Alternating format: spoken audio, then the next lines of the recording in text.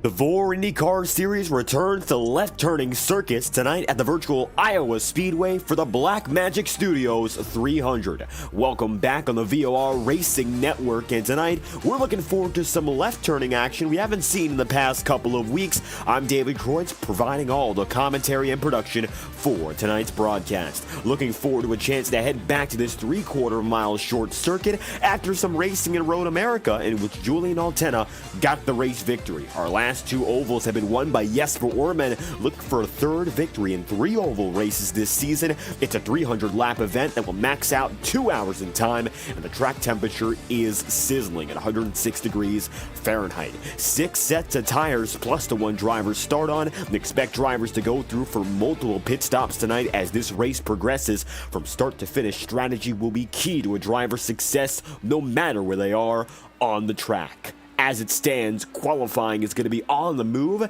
and we currently have ourselves less than 3 minutes remaining on the timing charts before we go racing for tonight's event. More than 20 drivers have registered, and a lot of familiar faces have come back to this track once more. Heading back into oval-style racing, Mark Murphy going to be on the provisional pole, with Jesper Orman then second and third, given to Andres Eek currently. It's provisional timing, and so far 14 drivers have taken a lap. And we'll take a look down on the circuit to see who's going. Gary Lovern has concluded his run. John Christensen right now in the 12th position, 3.5 tenths off the fastest time overall. Get a look a little bit further up to see drivers like Nate Fields, Seb Kinder, and Liam O'Sullivan now going to move into second, getting just ahead of Craig Forsyth as Craig gets into third. Still going to be Mark Murphy with that provisional top time by 61 thousandths of a second over the rest of the field. Fyodor Dovchenko, Dan Edge, Julian Altena also going to be on the track at the same time. 3 drivers who have not yet taken a lap so far looking for their first chances as they come across the stripe here. Dovchenko with an 18.103 will move up to the top of the board. No longer. He'll be down to 15th. He was the driver who took the checkered flag in the sprint race we saw on Thursday afternoon. However, he was penalized for not taking a mandatory pit stop, and as such lost the race trying to make a savvy pit call.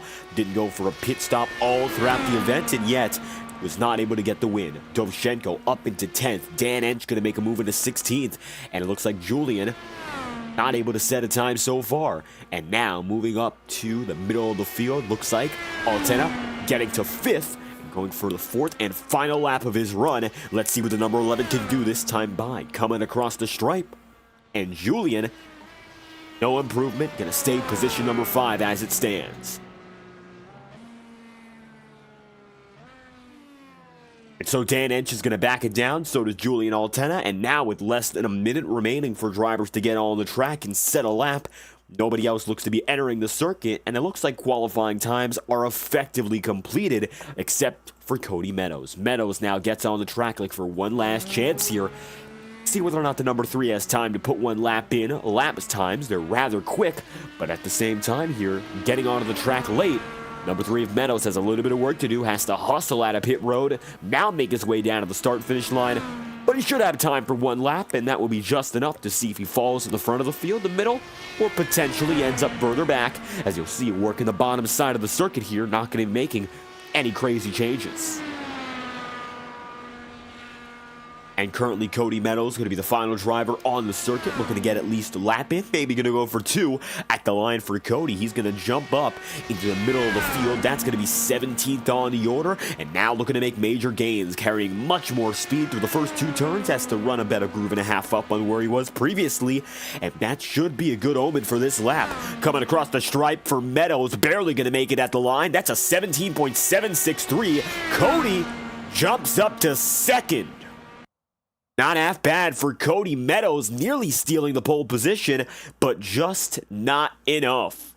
Qualifying has concluded, and it will be Mark Murphy grabbing the pole position for tonight's events. And what an effort there from Mark Murphy to get on the top of the board no matter what happened. And how about that effort there, of course, from Cody Meadows, one of the final drivers on the track, the last driver on the track. And no doubt he's going to show the field what he's got in store for them, as now we get ourselves locked in on pit road and the starting grid gets into formation. Now, a little bit of time before we get things going. Here's a look at your starting grid for tonight's event.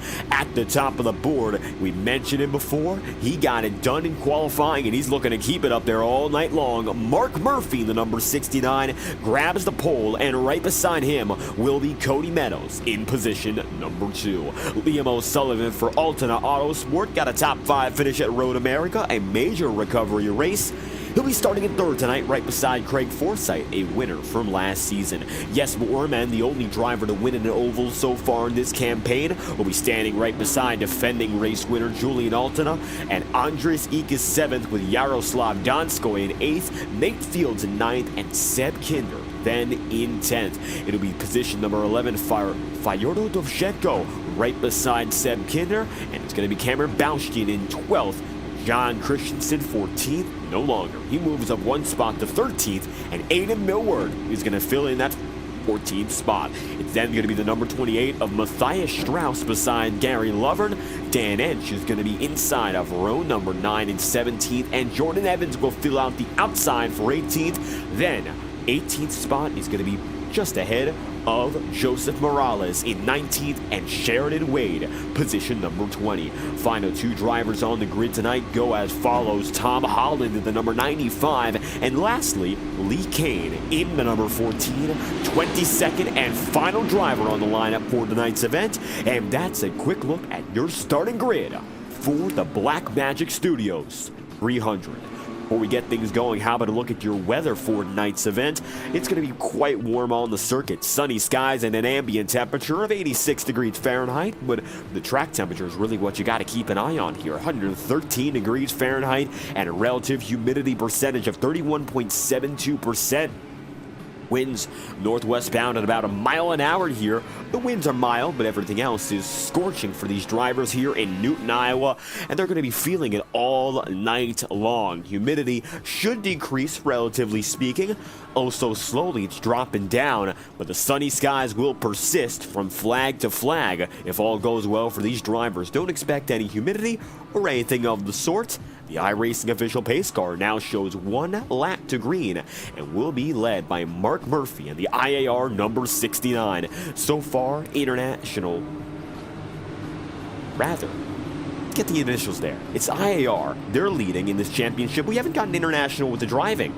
Domestically, we've gone to multiple U.S. ovals and 1 road course in Road America. IAR going to be at the head of the board once again. Cody Meadows going to be 2nd tonight. Hasn't shown the signs for race victory just yet, but this could be an opportunity to change that. Indy Alliance Racing is IAR, not necessarily signaling anything international, but wherever we go, they have been the team to beat. Jesper Orman, he's been on top, of course, of these ovals, and now his teammate is looking to do just the same. Cody Meadows going to be on the outside, and Mark Murphy's the man who's going to lead the field to green. Liam O'Sullivan going to be right behind him, but Mark gets the jump, and for the first time tonight, we are green from the virtual Iowa Speedway. Welcome to the Blackmagic Studios 300. Mark Murphy pulls a quick lead into 1 and 2.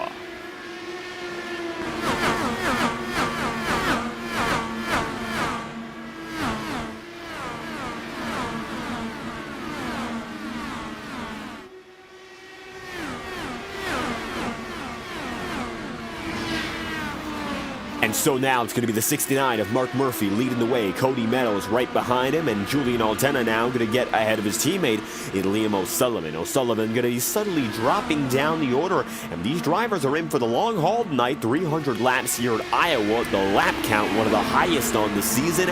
And drivers are going to have to be patient as a result, understanding that this race cannot be won in just a lap, expecting multiple pit stops worth of strategy as Jaroslav Donskoy gives a spot away to Andres Eek. Andres now going to move up into the 6th position, only to be crossed over. And now down to the inside, Donskoy goes once again. O'Sullivan now going to be in 5th. Craig Forsyth then in 6th. He moves up to 4th. Julian Altena holds steady now in position number 3. And you got to wonder now what these drivers can do in the early stages of this race. We're expecting, with 300 laps on the table, these drivers are going to go, give or take, for 4 to 5 pit stops on the night. 4 would be preferable if they can go all the way. It should be 4 pit stops and a total of 5 stints, including this one, expecting the average stint to last somewhere around 50 laps as we move on to lap 6 so far.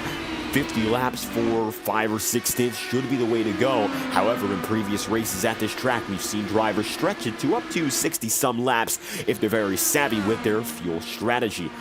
Multiple fuel maps are going to be on the table tonight, and while Meadows and Mark Murphy have broken out to race for the lead, perhaps a driver like Julian Altena lying back a little bit intentionally here, understanding the circumstances, already a second and a half behind Mark.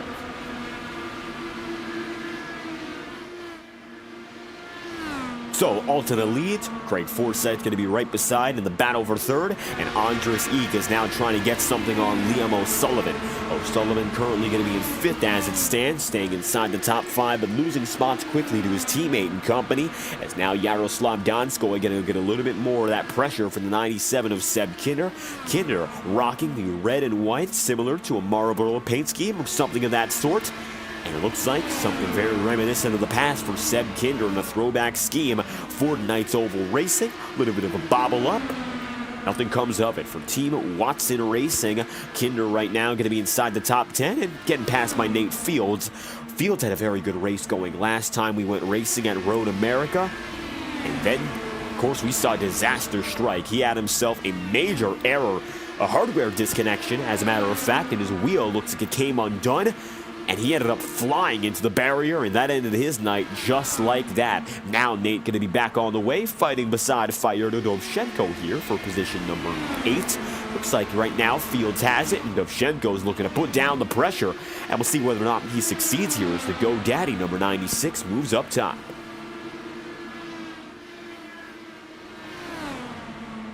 Dovchenko now looking for a move down low, getting right beside Yaroslav Donskoy, going down to the inside. It should be a nice cut in and a quick move. That puts Dovchenko now into 7th. And it looks like little to no effort to make that pass around, and Fyodor going to get through. Andres Eek right now going to be 6th and a few tenths back on O'Sullivan. It looks like admittedly Liam has been able to hold his own ever since that early start, losing a few spots. No trouble ever since, and Cameron Baustian now coming up on the 91 of Donskoy. Take a ride on board right now with Cameron and see what's going on inside the cockpit.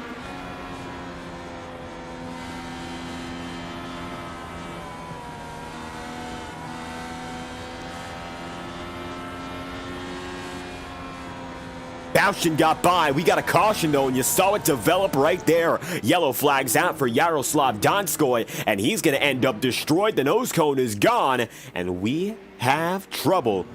We're going to take a look back and figure out what just caused it. Yellow flag is out, and we're going to get an instant replay on the matter. Let's show you what just caused it.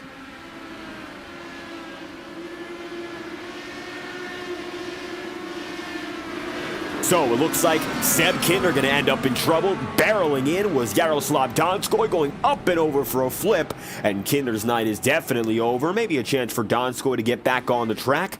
Still driving, but Sebastian Kinder is wounded, and it looks like that will most likely be his night. Yellow flags out for Seb Kinder, Yaroslav Donskoy. See there.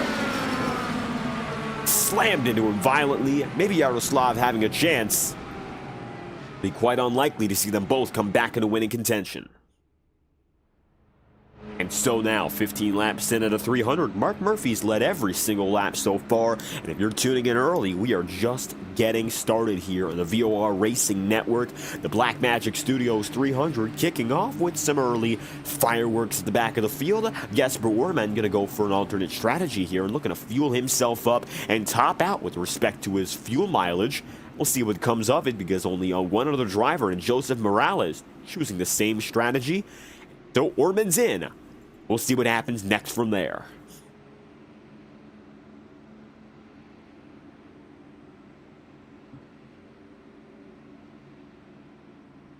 And so Mark Murphy going to be now up and ahead. His teammates nowhere to be seen for now. Julian Altena going to be making some gains, and some quick ones at that. And as it stands, still a lot of time for these drivers to get settled in, and most of which have not gone down a pit road. You'll see right now only 2 drivers in the top 20. They've gone in. Orman, Morales, in the back of the field with Yaroslav Donskoy and Seb Kinder alike. They had to make their way in due to extensive damage. And as such, Orman and Joseph Morales, the final drivers to try and go for it. We'll see if that alternate strategy pays off as the race progresses. For the time being, though, no telling whether or not it will work out. Everyone else in the field still on the original setup for tonight's race. Of course, the starting tires and tire wear not all too major so far. And as it stands, coming across the line again, Mark Murphy will lead us to lap 18, restart the lap after, and we will go back to green for the first time tonight. It's Indy Alliance Racing leading with Mark Murphy, Cody Meadows in second, and Julian Altena there in third. Craig Forsyth going to be fourth, and Liam O'Sullivan fifth, with Andres Eek there in sixth. Let's talk about your biggest movers so far in this race. We had a few drivers make some major gains. However, few are as large as Sheridan Wade. Sheridan up 7 spots so far, going from 20th up into 13th. Breaking into the top 10 from out of it, Cameron Baustian up 3 spots. John Christensen the same, 12th to 9th for Cameron, 13th to 10th for John Christensen, and Fyodor Dovchenko 11th up to 7th. Great move so far for those drivers who started at the back of the field. And so far, your biggest mover overall, the hard charger, would be Sheridan Wade, up a few spots as well, 16th to 11th for Gary Lovern, and fighting through the mid-pack as initially looked like we had 22 drivers. Seb Kinder has retired. No signs on Yaroslav Donskoy in regards to whether or not he'll race again. It looks like now pit road busy to kick off the night with a few drivers critically injured in their cars.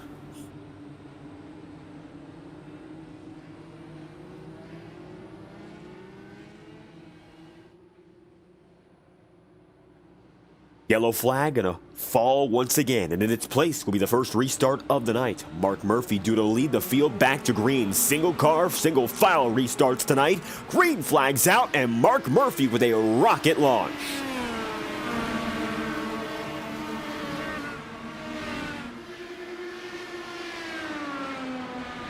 Middle of the field going to be a little bit tighter, but everyone gets away all the same. So far, it's going to be Murphy leading Altena in second. Julian going to make another spot up, and now looking for the race lead. Julian cuts deep, goes under, and is now looking to take that top spot by force. Mark Murphy not going to give it away all too quickly and decides to stay ahead. However, it's clear now Julian has the momentum and the raw speed to go for the race lead if he so chooses. Now going to cut low once again, and this time around, Mark with no choice but to let it happen. And defense is going to come through the middle of the corner.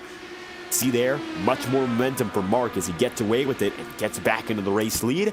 Now going to be back and forth jousting. It's Julian Altena up at the head of the field here, and still there with Mark Murphy, fighting alongside each other. 22 laps in out of 300.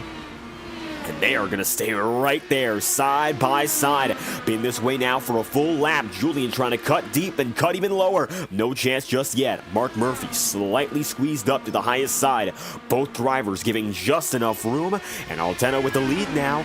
3/4 of the car length ahead. Gonna have to lunge back in line. Murphy gets through the corners 1 and 2 much better. And as such, Murph back up to the top spot. Julian lies right behind. And Craig Forsyth then and there gonna be third. 1/4 of a second off the leading battle and waiting in the wings, hoping something happens as he remains lurking in the shadows of the battle just ahead. Fyodor Dovchenko gonna be in 7th for the time being. Andres Eek just ahead. And Liam O'Sullivan in 5th. There are 3-car gaggles separated by only about half a second, and Liam so far just barely hanging on to top 5 status.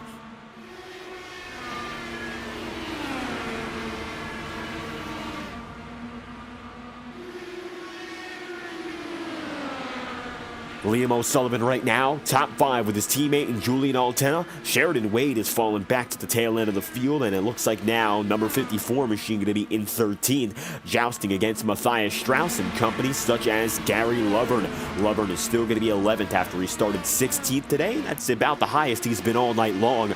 Most drivers in the field within the lead lap category. Yaroslav Donskoy has additionally retired from this event, so both drivers involved in that wreck are now off of the track for the rest of the day. Tom Holland is 1 lap down. Lee Kane is going to be the final driver on the lead lap, and as such, a battle begins once again. Andres Eek now and Liam O'Sullivan.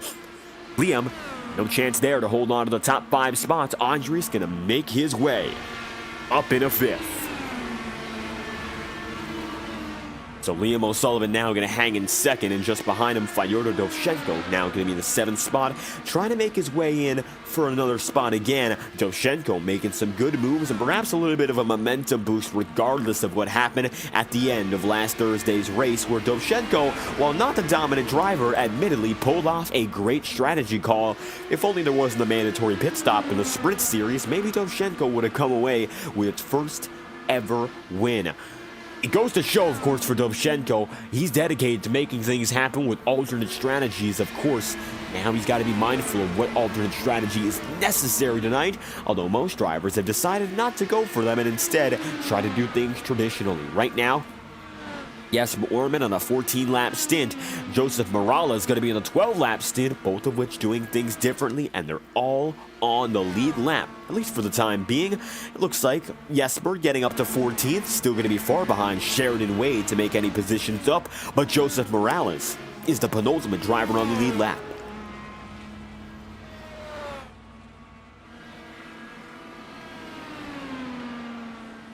Craig Forsyth, number 99 machine, up to third here, and he's about 0.3 of a second off of the leading fight. As it stands, it looks like for Julian, no chance to get up to the race lead, at least for now. Mark Murphy has settled in comfortably, and that's where he's hoping to stay. Number 11 team still going to be in the runner-up spot right now. However, the fast laps they've run have not been quick enough to best Mark Murphy. Last time by, Julian ran an 18.87, whereas Mark Murphy ran an 18.834. Looking at the gap over the last 4 laps, Julian has been losing ever so slightly. Lap 29, the gap was 1.33 seconds, and now, out of lap 33, the gap is now 1.77 seconds. So Mark Murphy either pulling away due to pushing himself harder, or Julian lying back for whatever the case. And it looks like now Julian going to have to be a little bit more mindful about that all throughout the race strategy, which will, of course, come into play for each and every one of those in the field who understand you cannot really push 100% in these cars for such a long race and expect to win, especially if we stay green. Liam O'Sullivan right now being blocked back and forth by Andreas Eek, who currently finds himself in the 5th spot. Now 4 seconds behind your leader in Mark Murphy. Andreas holding 4th, trying to get back up to Cody Meadows, and every driver fighting their own battles here. 36 laps in, out of 300. Cameron Bouchin coming up at the tail end of this bout, and it's going to be Fyodor Dovchenko who's in jeopardy of losing the spot. Let's see what the 86 does here as he comes up on Dovchenko, and we ride on board now with Cameron. He's going to go about a groove and a half higher here, setting himself up for a pass.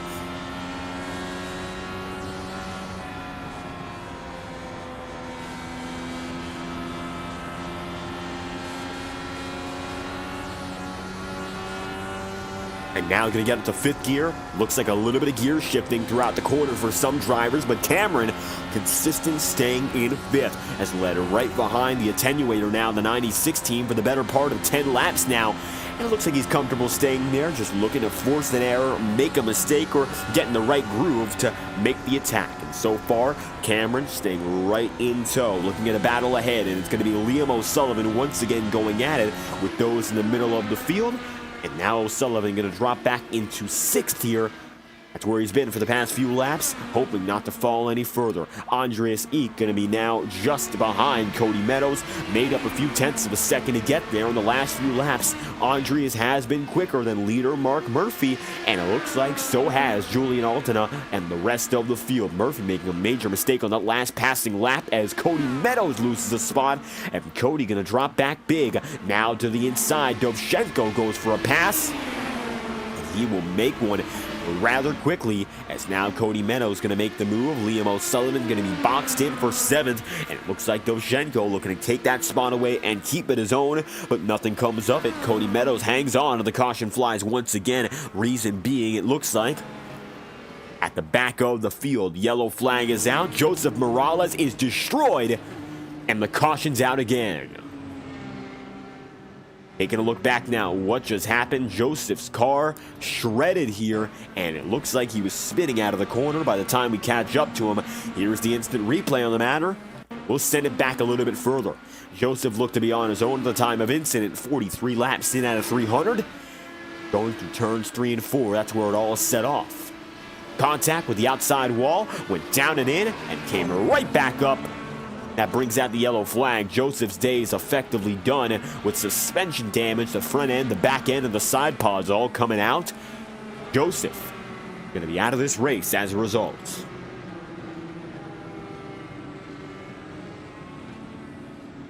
So, another driver going to be eliminated from tonight's event as Joseph Morales goes down to pit road. Unlikely we'll see him return to the circuit, and definitely not on the lead lap as your leaders head down to pit road this time by. Now let's see what pit road brings to the drivers at the head of the field, all making their way in here, and they'll come into focus by the time the leaders get back to us here at the head of pit road. Currently, for a driver like Mark Murphy, the question becomes, what can he do to get the advantage over quick drivers on pit road such as Julian Altona? These drivers have 6 sets of tire waiting for them on pit road. They won't have to worry about that all throughout the night. They'll only have to worry about their competitors and which strategy calls they decide to make. Murphy beats out Altona, Forsyth, Cody Meadows, Andreas Eek, Liam O'Sullivan, then Fyodor Dovchenko and Cameron Baustian rounds out in the top 10 as it stands, 44 laps in out of 300. So the yellow flag gonna fly, and we got our first major pit cycle of the day. Look who's out in front. Jesper Orman decides to stay out for the race lead, and as a result, Jesper now on top. He started off the racing circuit on pit road, and he's with us here now, looking to lead the way en route to what could be his 3rd oval victory of the season. We've only had 3 oval races so far. And what a way to kick off the campaign it would be, of course, for Jesper to get this race victory, but he's going to need something to go in his favor from here on out. He's going to need another caution within the coming 20 or 30 laps. A short run would be the saving grace so far for this number 2 team, and I'm sure that he knows that. If you look at the numbers right now, it is clear as day. He's doing it differently, but it is not going to be easy. So far, he has spent 29 laps on this set of rubber. Additionally, Jordan Evans has decided to stay out. He's the only driver now who has not gone down to pit road at all tonight. Everyone else just went down this time by. Looks like Joseph Morales out of this race. Same goes for Tom Holland, both of which going to be leaving the circuit. And now 18 drivers are left with us, and 16 of which just went down to pit road. So Jesper Orman going to be stranded on strategy, and Jordan Evans is doing something else entirely. We'll see which of them get the advantage, if any of it works out, as it's now going to be 2 laps to green. So the yellow flag going to fly for the time being, and with that being said, we're going to return to the action in just a few moments' time live on FTN. Stick with us for uninterrupted coverage from this point onward, and we will return after the following message from our friends live on FTN. We thank all of our associates on the FTN Broadcasting Network, and we'll be back with more coverage as soon as the green flag flies. You're watching the VOR Racing Network and FTN, bringing together coverage of the Blackmagic Studios 300. Racing isn't easy, but experiencing it is. iRacing puts you in the driver's seat with the industry's leading sim racing game. Drive on laser scan replicas of the greatest racing circuits from around the world.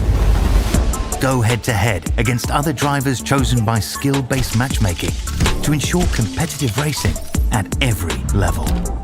Compete across all your favorite series. In officially licensed cars, engineered to deliver the most accurate driving experience possible.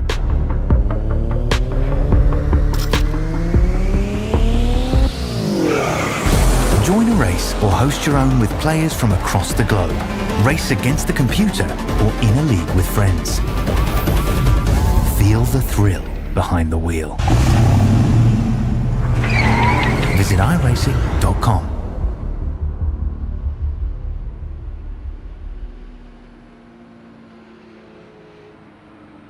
We're heading back to action with restart number 2, 48 laps in out of 300, and your current race leader, Jesper Orman, going to bring us right back. The only driver to start from pit road tonight is now at the front of the field, and he's going to be at the helm ahead of Jordan Evans, another driver who decided not to go down to pit road and take tire. It's going to be a major checkup from everyone on back, and Jesper gets a half a second lead.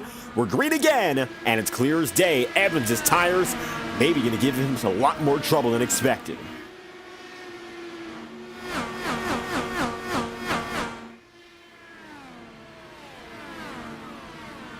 The field flies through, and it's going to be currently Jesper Orman, the race leader. Jordan Evans does hang on for second, and it looks like despite the troubles, he's going to be able to control himself and stay there in the runner-up spot. Mark Murphy now going to see Julian head down to the inside line, rocket down low. Can't quite get it, so he moves up to another groove and goes just a little bit higher, and to no avail even still. Now going to force it side by side, going up to the inside groove yet again, and Julian's going to have that room, and he will use it, forcing himself into contention. Now he's going to be up into the third position. Not bad for Julian, and so putting himself back in the spot to contend again as we come to the line, lap number 51. And looks like now Altonen going to try to make a move to get right by Jordan Evans.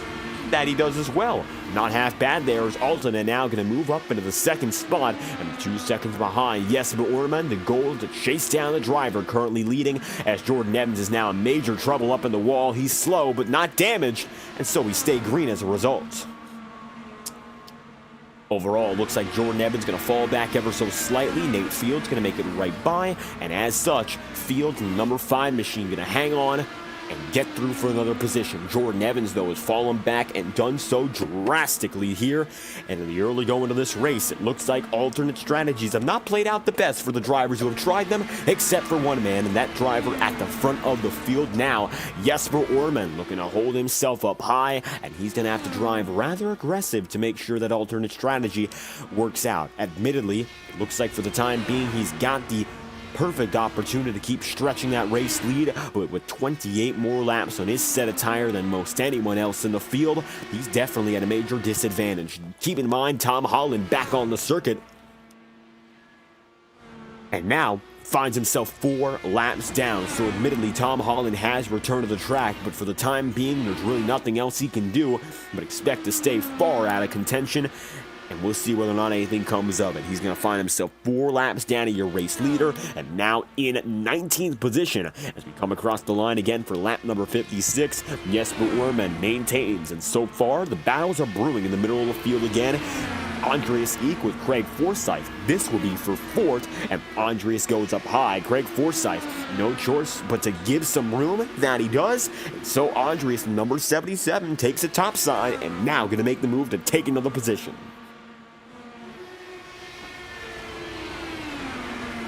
A rapid ascent through the field right now for the number 77 of Andreas Eek, making those moves quickly, as quick as possible anyhow, and it looks like it has worked out once again to get where he was before the yellow flag. Fighting for a podium spot, Mark Murphy the next target. Murphy not moving quick enough against Julian Altena, and now Andreas Eek going to test out whether or not this IAR driver's got the stuff, and admittedly, IAR is so consistent at these road courses and the ovals alike, but their strong suit has definitely been those left-turning tracks so far this season, and it has shown. 1st and 3rd for the team right now, and of course Andreas trying to break in and change the numbers, but overall it's looking great right now for IAR and Altena Autosport. The only driver in the podium right now spoiling that party. Liam O'Sullivan has fallen back out of favor. He's in 7th, and Fyodor Dovzhenko also looking to make a move on him. Currently, though, looks like O'Sullivan has maintained in 7th, although it's one of the lowest positions he's been in all night long. Started in 3rd,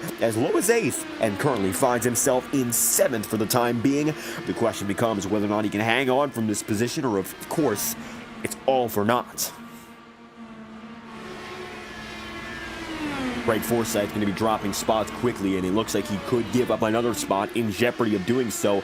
Cody Meadows hangs on and currently finds himself now in 6th. Trying to move up a little bit higher after starting in the top 2 positions. Meadows quiet so far today for the opening portion of this event, and has decided to lay low and let everyone else figure things out before, of course, heading into the battle on his own right. And now that looks to be exactly what's going on. Cody in 6th here, staying tucked in with Craig Forsyth. Almost had a chance to take the pass, but it looks like not going for it and trying not to be as aggressive, just letting Craig Forsyth do the work for him. Almost contact, and Meadows is going to have to back off big, and Cody does, slipping down to the apron. However, no other contact and will stay straight. Cody Meadows returns on the track, now falls down into 10th and beyond, and fading back rapidly after trying to make that push.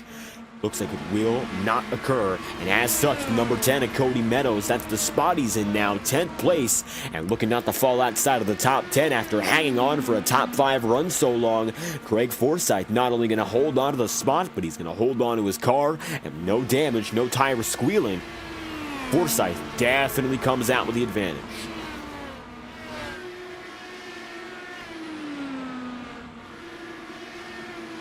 Gary Lovern's still going to be 11th after that incident here. He's been on the cusp of the top 10 for the majority of the night, and it looks like in the last 4 laps he has been, relatively speaking, a quarter of a second slower than your leader each and every time by.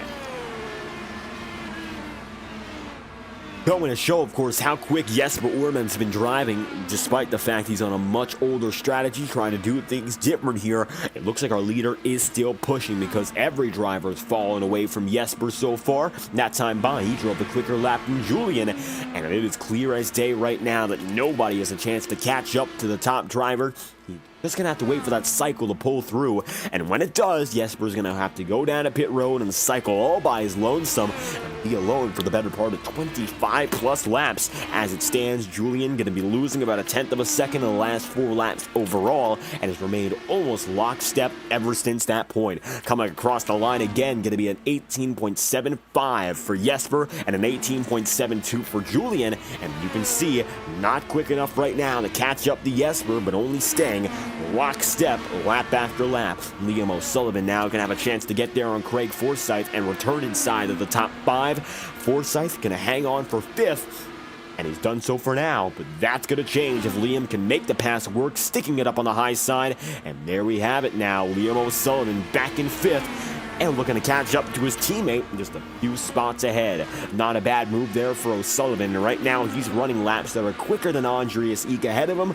The top 5 in its entirety running sub 19 seconds lap consistently. That time by 18.856 for Liam O'Sullivan, half a tenth faster than Andreas Eek ahead of him. And if that were to be the pace he continues gaining at, he'll be there within 10 laps time, as now it's going to be side by side between another Team VOR driver, and it's going to be the 67 of Aiden Millward hanging in there all the same. Aiden, the number 67, fighting against John Christensen. This is the battle for 14th. John right now has the spot, and it looks like it's been his for the majority of this bout. And John now going to be pulling away. As you can see, Aiden going to be left in the dust several tenths back and fading further.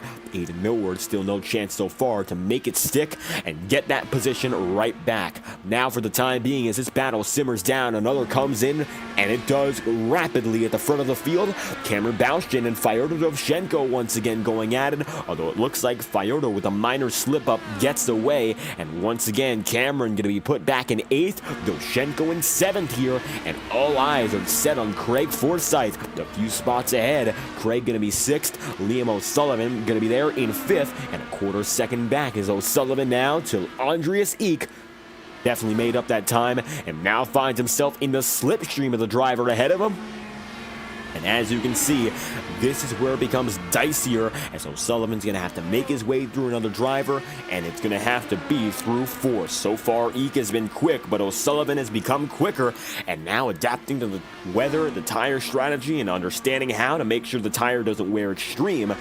Liam O'Sullivan is now hanging in there, and he is in the battle for certain. Coming across the line this time by, Liam O'Sullivan going to be within 1/10 of a second of Andreas Eek. Still there in 5th. The chance for 4th is on the table. He just hasn't taken full opportunity of it. Take a ride on board right now with Liam O'Sullivan for a lap, and you'll see what's going on inside of his cockpit as he tries to make the move for position number 4.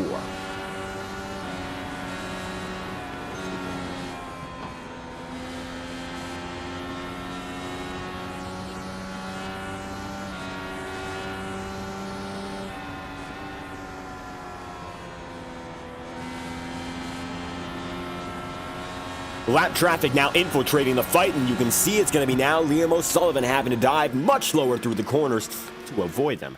That there was Lee Kane in the number 14 machine, and as such, he's going to fall back a little bit further.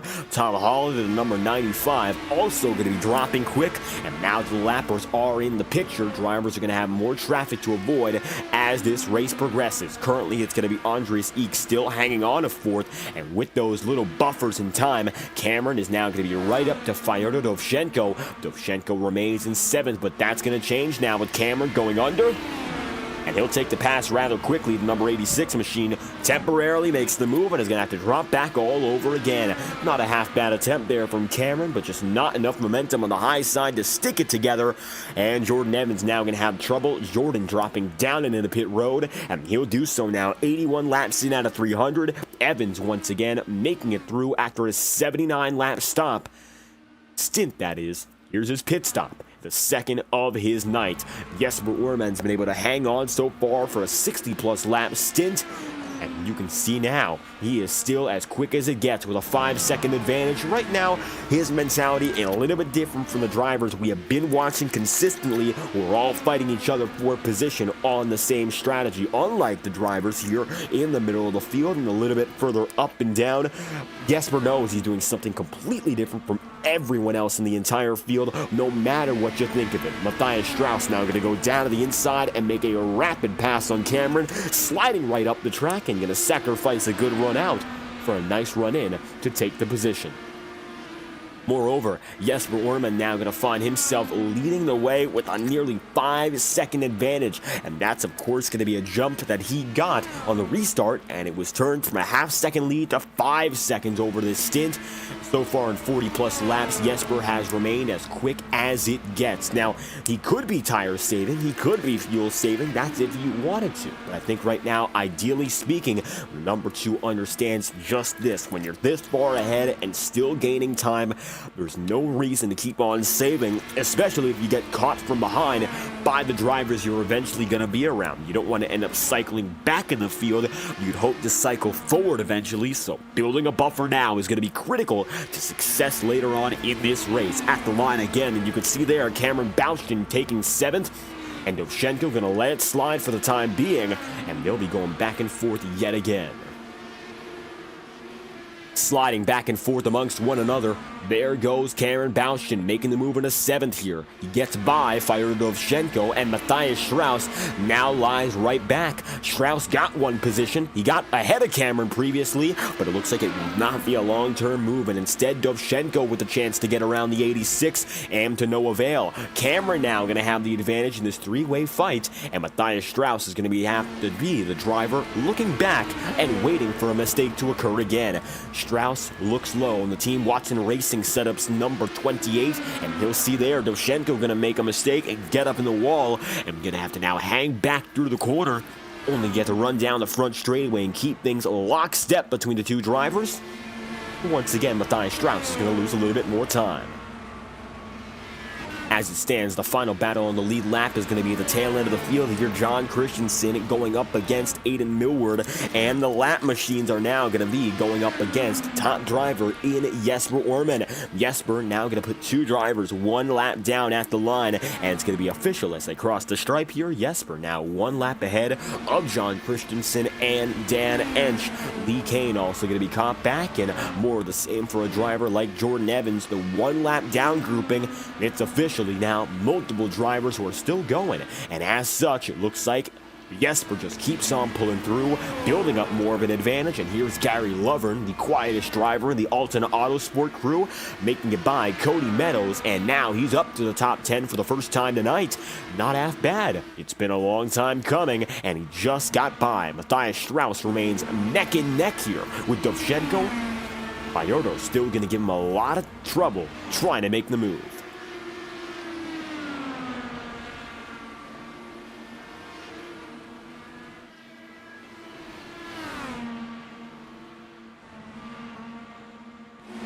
Still all about this battle. The number 28 machine of Matthias Strauss stays right behind, hearing a little bit more trouble in the back of the field, but everyone stays green. 5 laps down is going to be Tom Holland. 1 lap down for Jordan Evans, Lee Kane, Dan Ench, Aiden Millward, and John Christensen. And now you can see it's going to be still A lot of nice defensive drive in there from Fyodor Dovzhenko. That's been the name of his game. Just trying to lock down the corners, get through the apexes, and prefer grooves.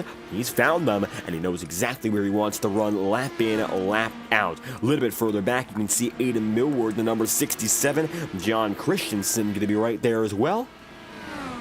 And side by side, the number 67 machine cuts deep once again. Christensen's got the high side and should have the momentum coming out of the back straightaway if utilized correctly. However, Aiden Millward going to be looking very good down the straight and good enough to go through 3 and 4 unscathed. Contact! Millward gets up on the wall with John Christensen. Major damage for the both of them. Yellow flag is out. Lapper was involved. That was Jordan Evans. Caution's out. The official replay will tell the story here, but it looks like both drivers swerving up the track and too little room for the both of them here. And you can see coming up were the fighting drivers.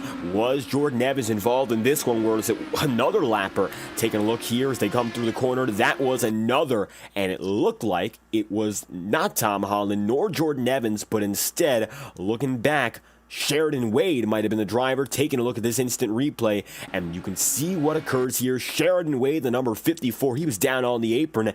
Doesn't look like there was much a chance he was involved, and so John Christensen staying up top. There's Aiden Millward in the middle, and yes, Wade got back on the racing circuit, compromised Millward's line, and came right up into John Christensen. And that's how the contact began. Both drivers are going to be destroyed. And it looks like Sheridan Wade gets away from that one. Jordan Evans does too. Wade heads down a pit road, and that was just his way down a pit road. And he almost got involved in the wreck.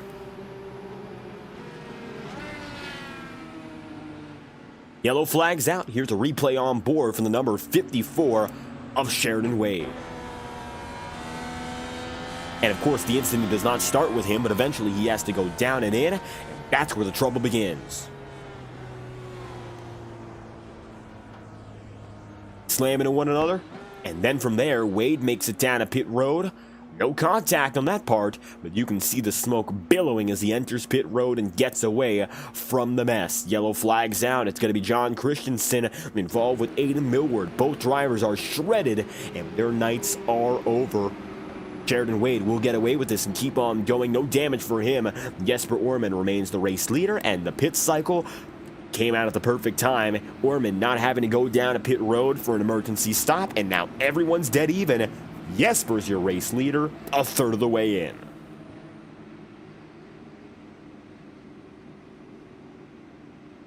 Now advantageous 99 laps in out of 300. Jesper Orman going to be your leader. Julian Altena going to be second. And Mark Murphy, position number 3. We'll return with more coverage here on the VOR Racing Network after a brief break and a message from our associates. And we'll return with more non-stop action from this point onward. You're watching the Blackmagic Studios 300, and you won't miss a thing here as we return after the following messages. Boundless makes its presence felt. It will not be ignored. We're helping turn ideas into reality with a wealth of building products that take every architectural style to the next level. This is what it's like to imagine, build, and transform anything we want into exactly what we seek. This is what it means to be boundless.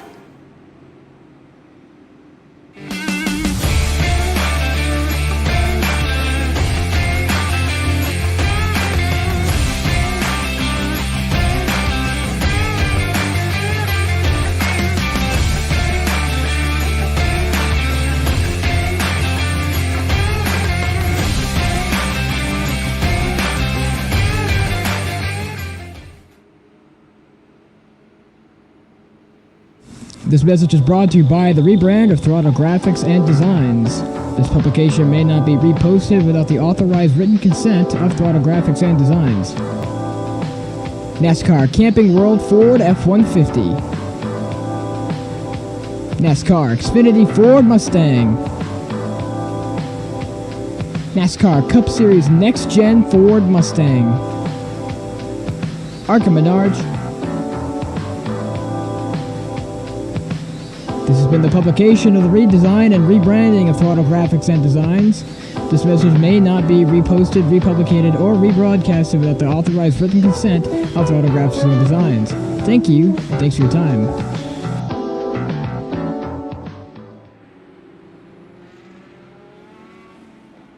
Coming back now for restart number 3. Lap 102, Jesper Orman getting a perfect break on strategy. Everyone heads down to pit road. The number 2 machine is your race leader.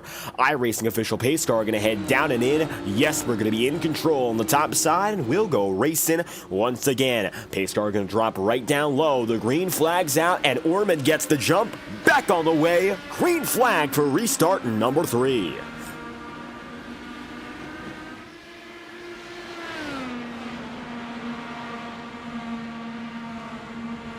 And Jesper gets away nicely now with a 3/10 of a second advantage. Further on back, you're going to see Julian and Mark Murphy second and third respectively. Andres Eek right now going to be in fourth, and Liam O'Sullivan then right there in fifth with just under 200 laps remaining now. The question more so becomes, what can these drivers do to hang on at full speed and try to go the rest of the way? A little bit of contact, which brings a few more drivers now out of lead lap contention. Looks like a total now of 13 drivers left on the lead lap, going all the way back now to Dan Ensch, who finds himself in 13th. However, the leaders are now going to be fighting each other again, and Julian Altena gets up to the points.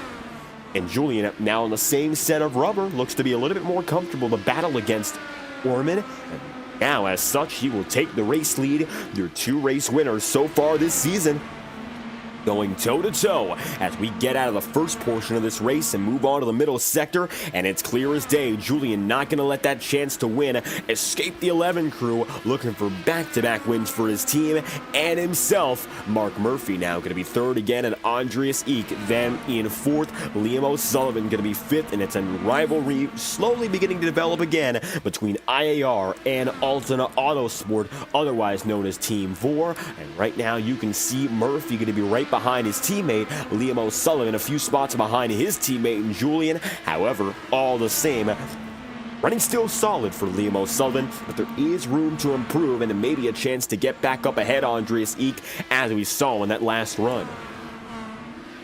Liam O'Sullivan perhaps a little bit more of a long run driver in this race as the stints go on and the life of the tire progresses. It looks like Liam getting a little bit more comfortable to push to that limit, rather than what we see from the drivers who go a little bit harder on the early portion, and then that tire wear comes back to bite them. Side by side right now, Cody Meadows is going to be with Gary Lovern. Gary going to get back up into 10th, and it looks like Lovern now sitting comfortably inside the top 10 once more, getting that pass on Cody Meadows as he did in the last stint, and hoping to show that he can be a consistent threat for top 10s this season. Gary makes the move, and as such, Matthias Strauss would be his next target.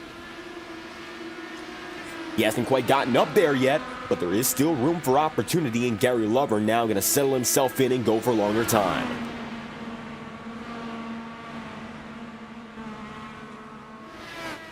As it stands, it's going to be a lead held by 0.6 of a second as it stands. Leading the way, it's going to be Altena, Orman, Mark Murphy, Andreas Eek. 4 drivers now in a bundle, 111 laps in here in the Blackmagic Studios 300, and so far the action has been intense. Julian Altena going to take the lead, but Jesper Orman now trying to do things differently. He's gotten himself back up to the front of the field, doesn't have to worry about the track position necessarily, but now has to contemplate what's the right move to go for race victory, given the circumstances. A lot of time still left on the table. So how do you use it wisely if you're someone like Orman? Of course, there's a lot of time here. You can burn some of it up by just running in second, but it doesn't guarantee you're going to stay right where you are. With Julian, of course, an aggressive driver, and especially when there's confidence on the table for Julian. No shortage of confidence right now, coming off of victory, and has been one of the fastest drivers all day. Julian now leading and starting to expand that gap, and I think that's what Julian does best in these circumstances, taking the lead and running with it. If Julian wanted to be behind and save up the tire or the fuel or whatever the case, I think we'd see that, but that's currently not what's going on track, and that is for a reason. So if you're Jesper, how do you combat that? That remains the biggest question mark of all, but I think if we've seen the answer before from these races, Jesper's not the type of driver to be the most aggressive or showy to open up the night, but come the final 25, 30 in tonight's case, perhaps 50 laps. That is when the floodgates will open, and I expect we see a different driver out of that number 2, even if he stays up at the front of the field. For now, it's most likely we're going to see more of an aggressive push in the latest sector possible. 116 laps in, Jesper Orman going to be falling back ever so slightly. A few other battles in the tail end, and Cody Meadows still going to be going at it right here with Gary Lovern. Hasn't quite been able to move right back. And it looks like so far Gary does indeed have the advantage in this battle. Moreover, Gary Lovern now going to squeeze Meadows, and it looks like some of the car just came apart. Cody Meadows is going to lose some of the front wing. And Gary Lovern, squeezing beyond belief, is going to take Cody Meadows' front wing and partially damage it. You can see the left front is all but gone entirely, and now Meadows is running a practically useless car for competitive driving, and he is now going to be taken up quickly, swallowed back in the field like a rock. Meadows gonna have to drop down and pit road sometime soon, or try to just muscle it out given the trouble. I can't quite imagine it's gonna be easy, and it looks like John Christensen not involved with that one, but his teammate Gary Lovern was, and Gary gets away from it, looks like unscathed. But for that number 3 team, Cody Meadows, from bad to worse tonight, second in qualifying, and now going to be all the way down to 13th and going to be going 1 lap down as a result. Look at it here. Cody Meadows is shattered and started second. Now this is the lowest spot he's running all race long, and he's going to be trapped under the lead lap for some time being here unless he gets lucky. And there you have it. Meadows nearly day done just like that. Liam O'Sullivan now going to be fighting around the outside of Andreas Eek, and when one Team VOR driver gets involved with an incident, it looks like another now going to make another big pass. Nice move there for Liam O'Sullivan, gets him up into 4th, and he will make his way around rapidly, now trying to chase Mark Murphy.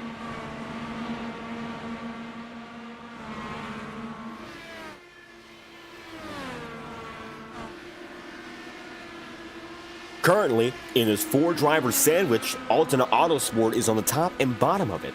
It's going to be Julian in 1st, Liam O'Sullivan is now in 4th, and then you got yourself Jesper Orman and Mark Murphy sandwiched right in the middle. They're going to be 2nd and 3rd respectively, and the teammates here for IAR now find themselves in their own little bubble. Mark Murphy now going to be right behind Jesper, and it looks like Orman right now doing things a little bit differently, perhaps going to be running for a longer stint. You can see he will let Mark Murphy go by rather quickly, and maybe now Mark going to be trying to shoot down Julian's race lead, go a little bit more aggressive, and try to bring him right back to Jesper. Last 4 laps would indicate that's the case.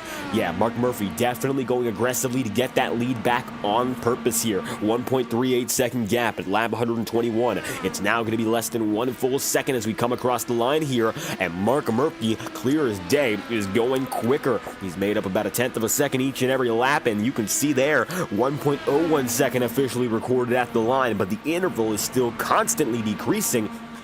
Mark Murphy is going to give Julian a little bit more company, and so the end goal is to bring Jesper eventually in the mix by wearing down Julian and trying to make it a tighter battle. If, of course, Mark Murphy gets there and succeeds, expect to see the battle for the race lead get that much tighter. As we're due to come across the line again for lap 128 here, Julian remaining the leader. Of course, no difference in where he's been. It all comes down to everyone else who's trying to do things differently to succeed and approach him. And we'll see if Julian decides to turn up the jets here. Still a few hundredths of a second quicker that time by for Mark Murphy.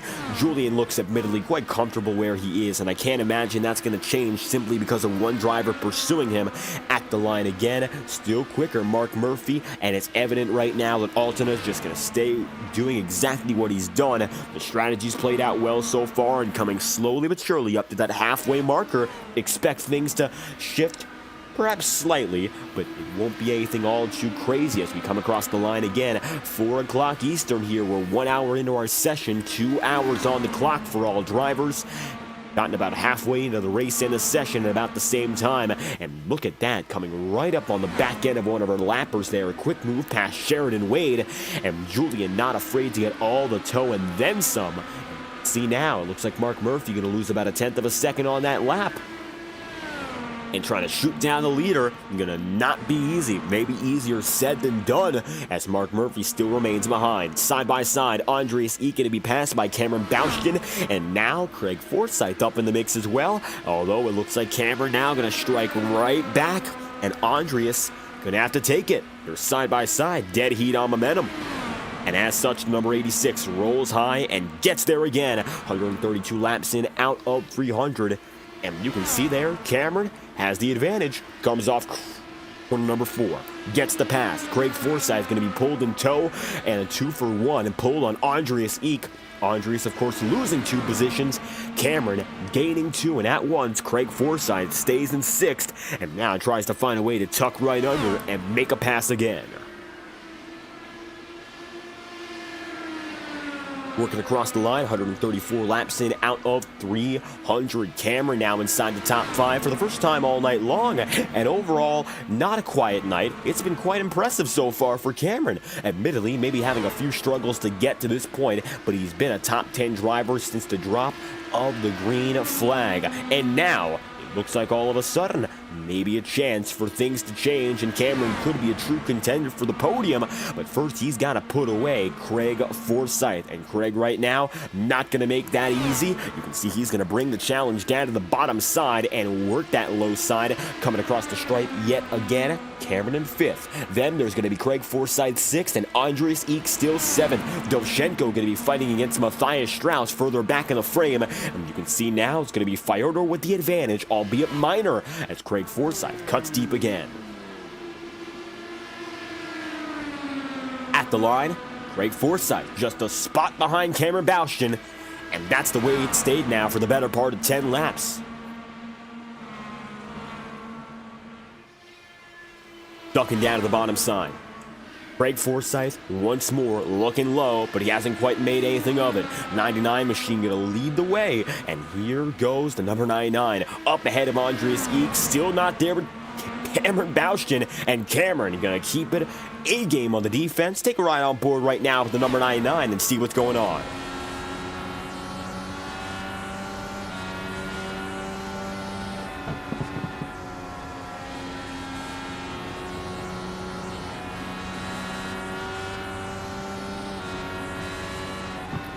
Forsyth now going to make the move up to 5th, and you can see the way he powered down to the bottom side through turns 1 and 2, hung that momentum down the back straight, and it's now going to be Cameron in the tow, maybe getting a chance to pull the same favor on Craig, but it looks like for now, Forsyth has made it back up into the top 5, and Cameron, for the time being, going to have to settle back down and in. Not a bad job by either driver, both working each other nicely with respect, minimal contact if anything, and for the time being there, Andreas Eek still in 7th, has not been able to gain nor lose anything of it. So far, so good for Andreas Eek, running in the 7th position, but really hasn't done anything outstanding with it. Cameron Bauschken has remained ahead, as has Craig Forsyth, both of which able to pull away ever so slightly.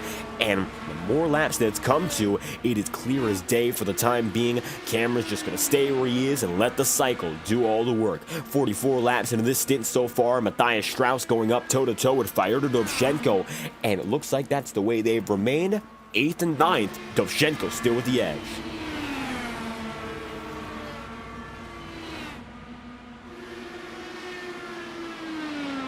Dovzhenko still holds 4th. Matthias Strauss right behind, 8th and 9th, and the gap is now within a 10th. Strauss on board. You'll see what he's going to do here, looking low. And there you have it. Dovzhenko going to be forced up to the top side. Tries to make the move. Tries to block. Can't block. And oh, goodness! Dovzhenko almost pushed up to the top of the track and almost pushed up into the wall. 144 laps in out of 300, and not bad there from Dovzhenko to avoid what could have been race-ending chaos. Strauss, credit where credit is due as well. Both of them avoiding that wreck, and in due time they'll get back to battling each other, but gonna have to settle down before making it to the midpoint of this race. 145 laps in so far. Andreas Eek still ahead of these drivers who are battling behind him, but not by much. He's ahead or behind the groups that he's surrounded by. Now Julian with a 7.5 tenth lead. Mark Murphy second. tried to chase down Julian, and he's only ended up stalled out. Jesper Orman now going to be third, and admittedly, Liam O'Sullivan may be making some slight gains overall, now within a tenth, or rather a second of Jesper, and we'll see whether or not Liam can continue to gain, or will it be something like Mark Murphy ending up stranded in his own world, and the battle will end up dead and gone in the water before we know it. Here's the number 28 machine of Matthias Strauss looking once again, staying tucked in tightly and looking low. The textbook maneuver has been trying to go to the bottom side and really hasn't worked all too well for the drivers who are in these battles. Looks like, in all honesty, if you can carry momentum through the middle of the corner or the higher side, that's where you begin to take those spots, and you can see Matthias Strauss going to go for that approach, almost succeeding. But through 1 and 2, Dovchenko going to defend by going through the exact same motion. And I think the drivers know it right now. You can't expect to go down to the bottom side and lunge and automatically take a position. That's just not been the way it's worked all throughout Iowa. And instead, drivers who have to adapt, they have to do something different. 28 machine of Matthias Strauss is hung tight. And you can see it here as we ride on board again with Strauss for a lap or two, but he still hasn't found his way.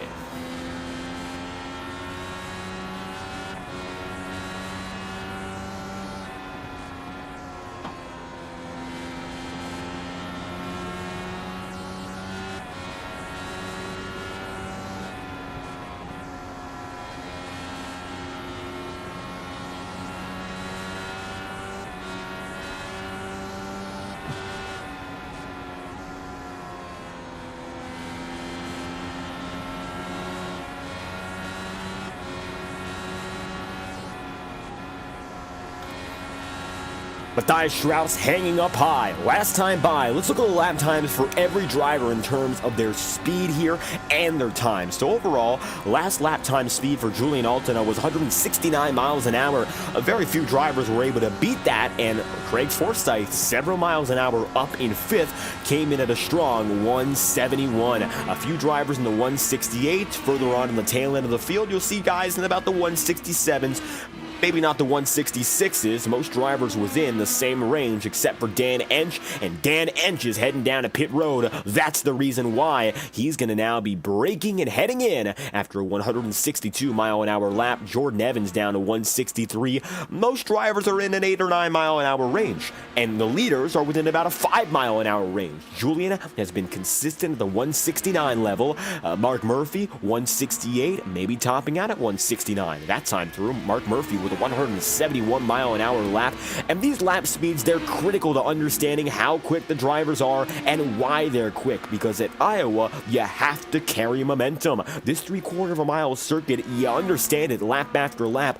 It's all about the speed, carrying speed, building speed, keeping speed. And since the front straightaway, much like a very similar track in Richmond, the Richmond International Raceway, you have to go through the front stretch with the banking and the curvature. When you come off a turn 4, you better be coming off with good speed, because you can take that speed and bring it all the way through the front stretch, as you see with Julian, and make it there through 1 and 2, keep it in the corner, the middle of the corner that is, and work your way off the back straightaway. And here you have it again. Number 11 machine of Julian, still holding through, nice and smooth, 170 miles an hour, that's the speed. Mark Murphy, it looks like, however, has been gaining, and the mile an hour speed showed in itself. Let's talk about time here, which you might see more so in this style of oval racing. Overall, every driver within a window of a few tenths of a second.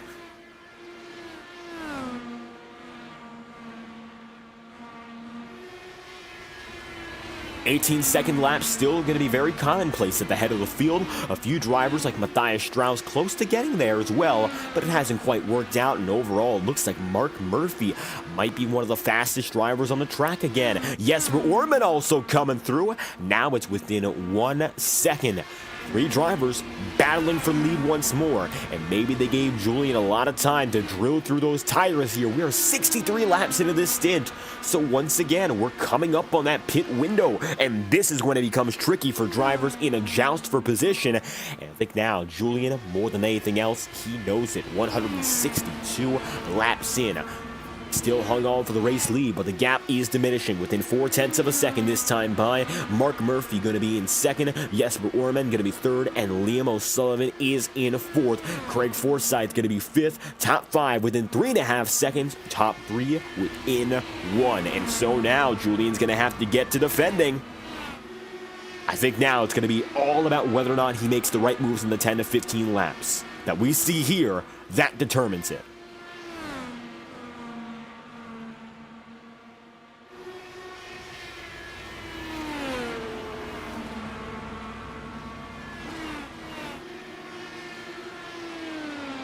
It looks like once again Mark Murphy backs off. Half a second. The gap remains as it has, and so far it looks like it's going to be cut and dry. Mark Murphy and Jesper Orman, they've made gains, but they haven't made enough. That's the simple fact for the time being. However, maybe building up to a certain interval before heading down a pit road is critical, as drivers are now making competitive pit stops for the first time under green tonight. 2 notable drivers to go in, Sheridan Wade and Andreas Eek. Andreas makes it down low. 10th spot he's in right now, and you can see dropping in. Looks like a very quick, convenient stop. 30 seconds on the box, and he'll get back at it one more time. Getting out of pit road with a total time of 35.2. We'll see if that's the benchmark time for everyone here, as Liam O'Sullivan decides to drop through all the same. Pit road is busy, and now the leaders decide to make it through on their own accord.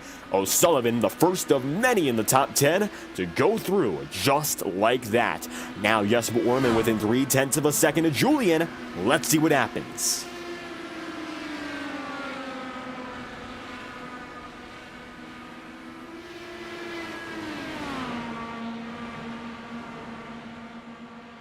For the time being, Jesper Orman has to make the right moves to get the race lead before the pit cycle comes to close. And you can see now, driving all out, fuel maps are thrown out the window. He's going to be maxing out everything inside the cockpit. Now, 4th gear, going to be going through the gears. He's gone from 4th and 5th consistently throughout this race, and using the gears to maximize output through the corner and work in the middle. And look at that major gain coming up on a lapper right now. That is going to be Gary Lovern. And Julian, 10th and a half away from losing the lead, now has to think about big defense. Tom Holland, as a matter of fact, in the fight. And you can see there, nothing is going to come of it. 89 1/1000ths of a second, the closest they've been all throughout. 131 laps to go, makes 130. And Jesper Orman, then and there, he hangs tight and gets right by Tom Holland. 1/4 of a second, that's the difference. And Julian going to be up in front. He still kept the lead. 0.2 of a second remains the difference.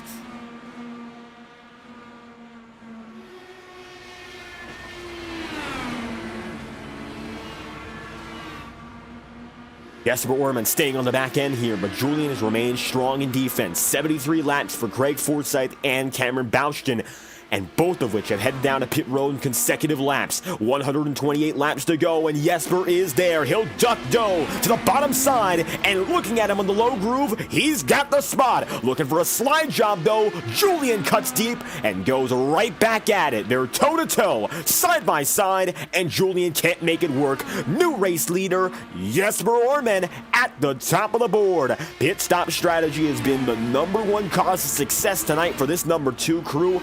Look at them roll once again to the top.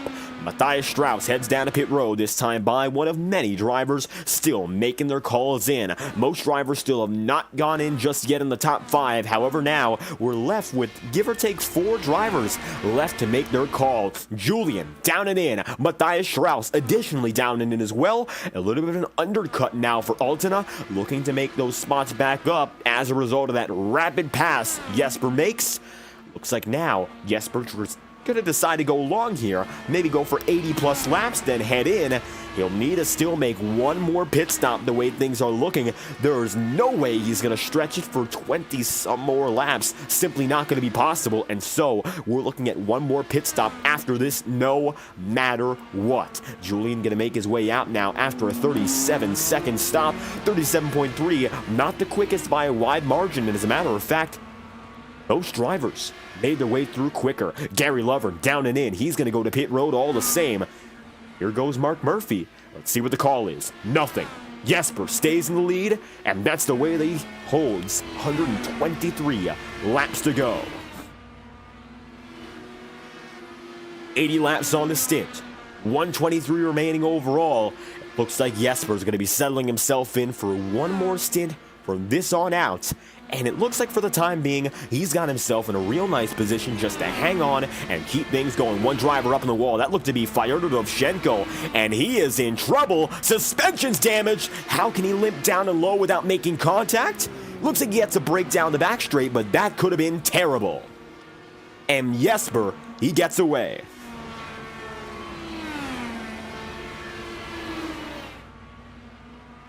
Luckily for the leaders, they're all going to get away with the ailing number 96. It looks like Dovchenko's race is going to end early as a result, and that will leave us now with only 11 drivers on the lead lap as Fyodor has no choice but to go through. And going in, there's Mark Murphy. He comes in after 82 laps, and this leaves Jesper now out and ahead by a full lap. Eventually, he's got to come through. And I'm thinking he'll have to sooner than later. Maybe going to try to go for something of an alternate strategy in which he gets a shorter run on fuel this time by. Still, one more pit stop mandatory after this one if you want to make it to the end of the race. So, looks like the call is in now. Jesper Orman decides to make it down and in, and Julian hangs on in third. Now time to watch as Julian tries to make that spot back up. Here we go again. It's going to be a dash for these 2 laps.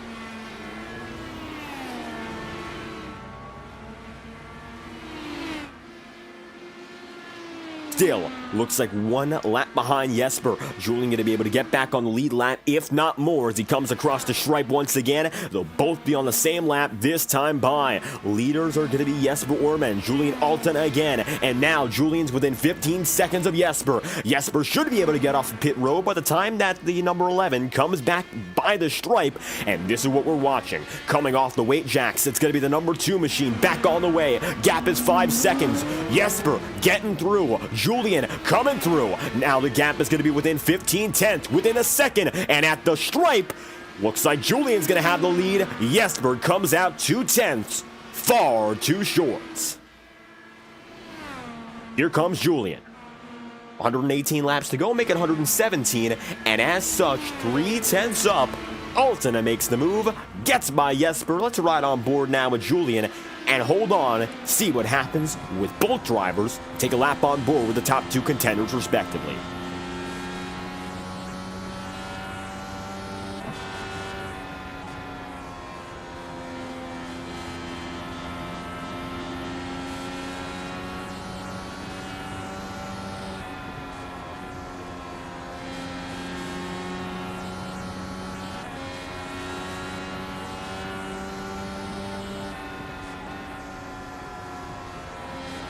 And looking on board with Jesper, he is on the offense. With Julian, it'll be a bit of the opposite. Take a look now as the Team VOR number 11 has to hold on with all the defensive might he's got inside the car, but it looks like it might not stick here, and already Jesper's going for the race lead. He'll dive down to the inside and go through 1 and 2 strong. Jesper Orman looking for 3 consecutive oval wins, gets the lead back with 114 to go, and the battle is on. It'll be a 2-man joust for the lead. Mark Murphy side by side with Craig Forsyth, more the same. Craig cannot make it work. Julian now going to be in second. 4 tenths of a second back, and it looks like now half a second behind. Jesper did a great job there. He has made the move and has hung on for the lead. Even though he didn't come out of pit road on top, it only took him the better part of 5 laps to get in the spot to lead once again. Great job there from Jesper, but the job is not done. Moreover, Mark Murphy, Craig Forsyth, they're together too, and now Murphy's coming up on Liam O'Sullivan.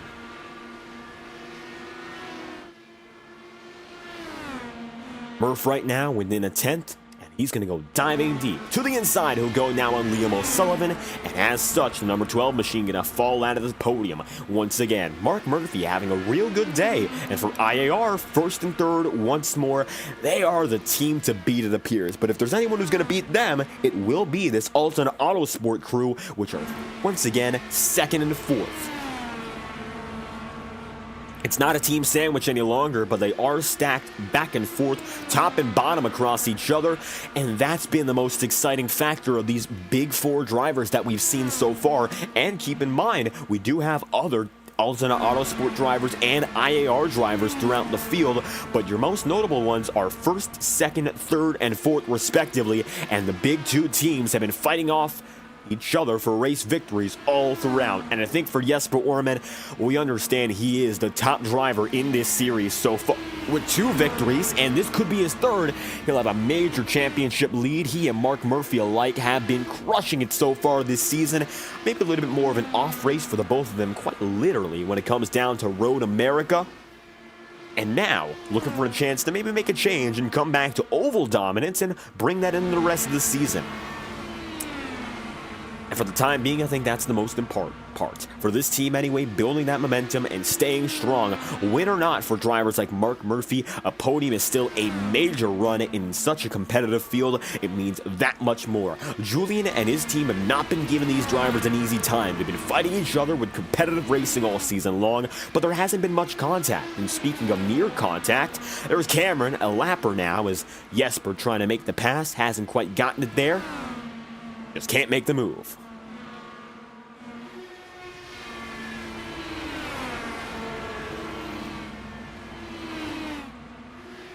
So far, it looks like Jesper Orman has hung tough, hasn't tried to make the pass on the leaders and lappers alike. Doesn't really need to. He's 1.8 seconds up on Julian, and Mark Murphy now within 2 seconds or 2/10. It's been gaining after gaining after gain, and in the last 4 laps, you can see Murph has been faster. 0.3 of a second he's gained on both your leader and Julian respectively, and now finds himself in the spot to perhaps take another spot and move up to the catbird seat. And we'll see whether or not he can. Indiana native looking for a chance here in Iowa to make the spot. Looks like for the time being, he'll have to hang on and wait. Julian once again getting a little bit of a kick in the wind and moving up a few seconds. All the while, Craig Forsyth coming up on Liam O'Sullivan, 4th and 5th. Here we go again. Craig Forsyth trying to make his move, and O'Sullivan, he's right there as well. Let's ride on board now with Craig Forsyth and see if he handles it.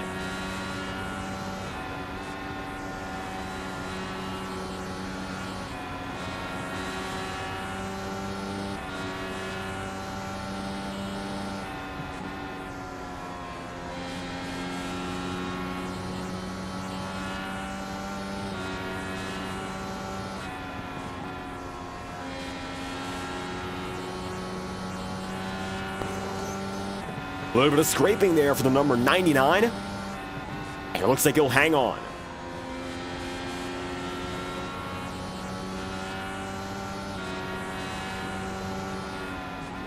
And Forsyth now makes the move up into 4th. Liam O'Sullivan going to be position number 5, hanging tucked there in the 5th position. 99 laps to go. And with the time being, of course, Liam O'Sullivan still has a chance to gain, but it looks like the long run speed, he's just going to have to harness it here in this stint if he wants any chance to hang on. We're expecting a 20 to 30 lap stint, a short one, to end this race. That's, of course, the drivers try to stretch their runs till the very end. 50 to 60 some laps is the maximum they can go from here, dependent on when you went down a pit road.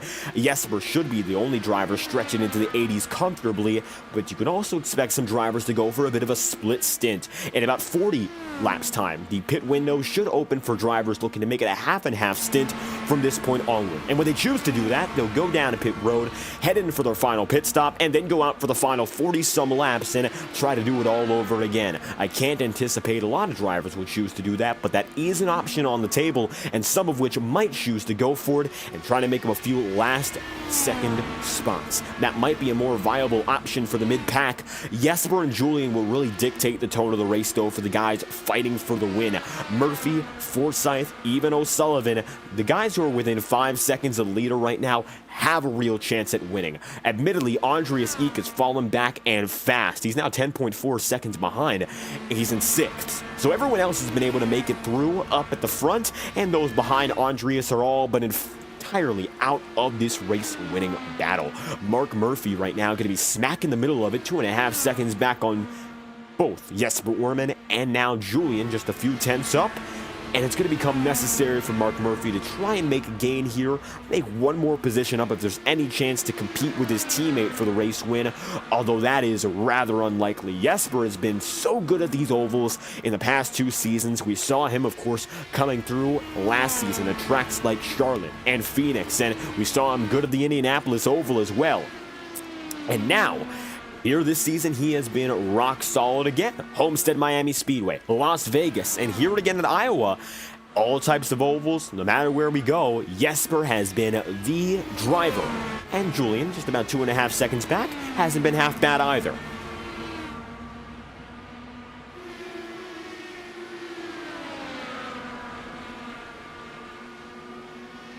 Julian right now going to hang tough in the second spot. 2/4 of a second ahead of Craig Forsyth, 1/4 of a second ahead of Mark Murphy. And right now the defense has been maybe not needed, but it looks like so far, momentum-wise, he's been able to hang tough and keep himself in a good spot, swerving back and forth ever so slightly. And Dan Ench now going to get on pit road. Mark Murphy right there in the number 69 machine has been able to stay in third with Forsyth there in 4th position. Running a little bit of a line here of drivers. Small line, of course, but nothing all too major is necessary in these final laps. Lappers have not been around these leaders, and I think they know now with 90 laps remaining, Julian going to be there and company behind him. Maybe they can get up alongside each other, but battling for position is unlikely with the leader, Jesper Werman. Jesper looks like he is dead set on keeping himself up in front and still making gains. Last few laps, Julian has still been losing. In terms of time, he's fallen back a second in the last 4 laps. And see here, Julian, no chance right now to stay competitive with your leader. Across the stripe again, it's a 4-second deficit. And there you have it.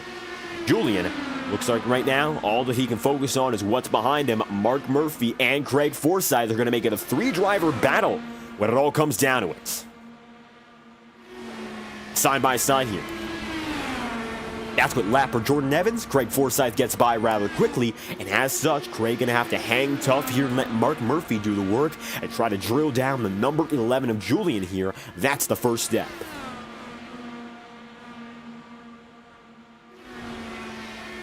86 laps to go, and time is running out. Mark Murphy right now, that number 69 machine, going to be right alongside Julian Attena's attenuator, looking to get maybe not contact with the back bumper, but getting closer and closer is the end goal. Both drivers are running relatively similar lines, and if we take a look from the outside of the tracker, maybe look from a higher perspective, you'll see what Mark Murphy's doing in the lap, and then you'll see what Julian's doing. Running down the back straightaway, up on the high side. This is when you build that momentum. Middle groove through turn 3, coming up to the top of the track through turn 4, and letting that momentum carry down the front straightaway and building that speed, getting up to 190 miles an hour before Mark decides to cut a little bit deeper through 1 and 2 and get that nice apex off the corner. And you can see he gains there on Julian, whereas Julian tries to do something a little bit different through the middle groove.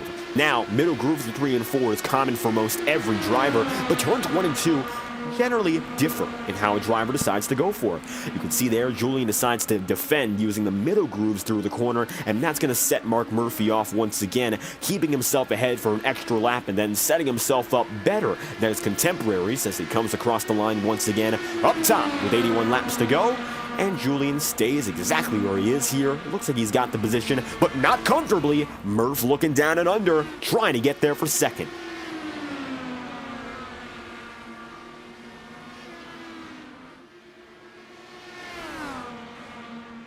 And so, 80 laps remaining. Julian Altena going to be there in second. Mark Murphy in third. Craig Forsyth, position number 4. And right now, Craig Forsyth admittedly has fallen off the train and is letting Mark Murphy do all the work and then some. He's going to be lurking in the shadows here of this battle. He's got a pretty good view, but he's not going to be dead in it. And it looks like he's letting Murph do a lot of the work now, but Julian will not resist. Rather, he won't need to. He gets again another nice jump through that last lap, 1/4 of a second vantage point once again. And now Gary Lovren going to be in a very similar fight with Cameron Baustin, and we'll see what comes of it here as Lovren got a load of momentum coming down the front straight and can't quite get it there through turns 1 and 2 once more. No dice. Side by side once again. 69 machine of Mark Murphy going to be toe-to-toe with Julian. And now down to the inside line. Murph should be able to hang it through 3 and 4 right there with them. But no dice again, and Julian up the track still gets the advantage. And so Mark Murphy now looking for every opportunity. I think right now taking it low would be the worst place to go with the run and momentum he's got. Instead, trying to look around the outside would be the best move. And this green flag run, the longest of the day, over 120 laps, has proven solid for Mark Murphy, who didn't really look to be perhaps a contender for a podium. He was as low as 5th. He was hanging in 4th and 5th for the majority of this one, and now started up at the front of the field. He has stayed in the front. He's now side by side with Julian again, looking for 3rd, and there you have it. Through the front straight, still not enough. 76 laps to go. Julian still holds fort. He's got himself there 5 seconds behind leader Jesper Orman. And looks like right now, 2nd place, the highest he can hang for. 75 laps remaining, comes down to 74. And you can see here, Mark Murphy looking low. And there we have it again. 2 by 2, ever so slightly, making those small gains. Minor differences in approach. That's been the most important factor for the both of them. Mark Murphy there. Julian Altena up in front. Craig Forsyth there in 4th. How about we ride on board with Forsyth again and see exactly what he's seeing as this battle brews. He'll come down to pit road, and Craig Forsyth will decide to split the stint, doing so rather early and going at the very beginning of the pit window. 56 lap run for Craig, and he'll do things differently and leave these 2 drivers amongst themselves.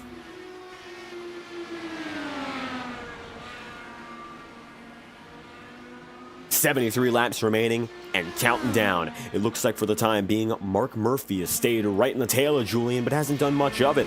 Cameron Baustin is now going to be 0.2 of a second back on Gary Lovern. And let's take a look at how long these drivers have been running on their respective stints so far.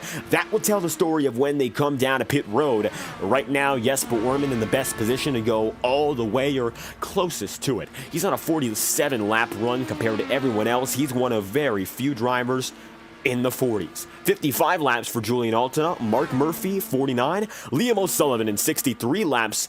It looks like Liam will be coming down pit road closer than most drivers in the top 5. A few notable drivers in the 60s right now. It looks like Nate Fields joins the 60 lap club. Jordan Evans right now 65 laps, and if you're in the 60s here, you have give or take 15 to 20 laps at the very most until you have to come down to pit road. So expect Liam O'Sullivan in sometime soon. Expect maybe drivers like Mark Murphy and Julian coming in within 15 laps, maybe 20, as Murph now goes down to the inside. He's going to hang it through the middle of the corner, and he gets the perfect opportunity and gets ahead of the number 11, Mark Murphy, up to 2nd, and he'll make it happen just like that. Julian fades back to 3rd.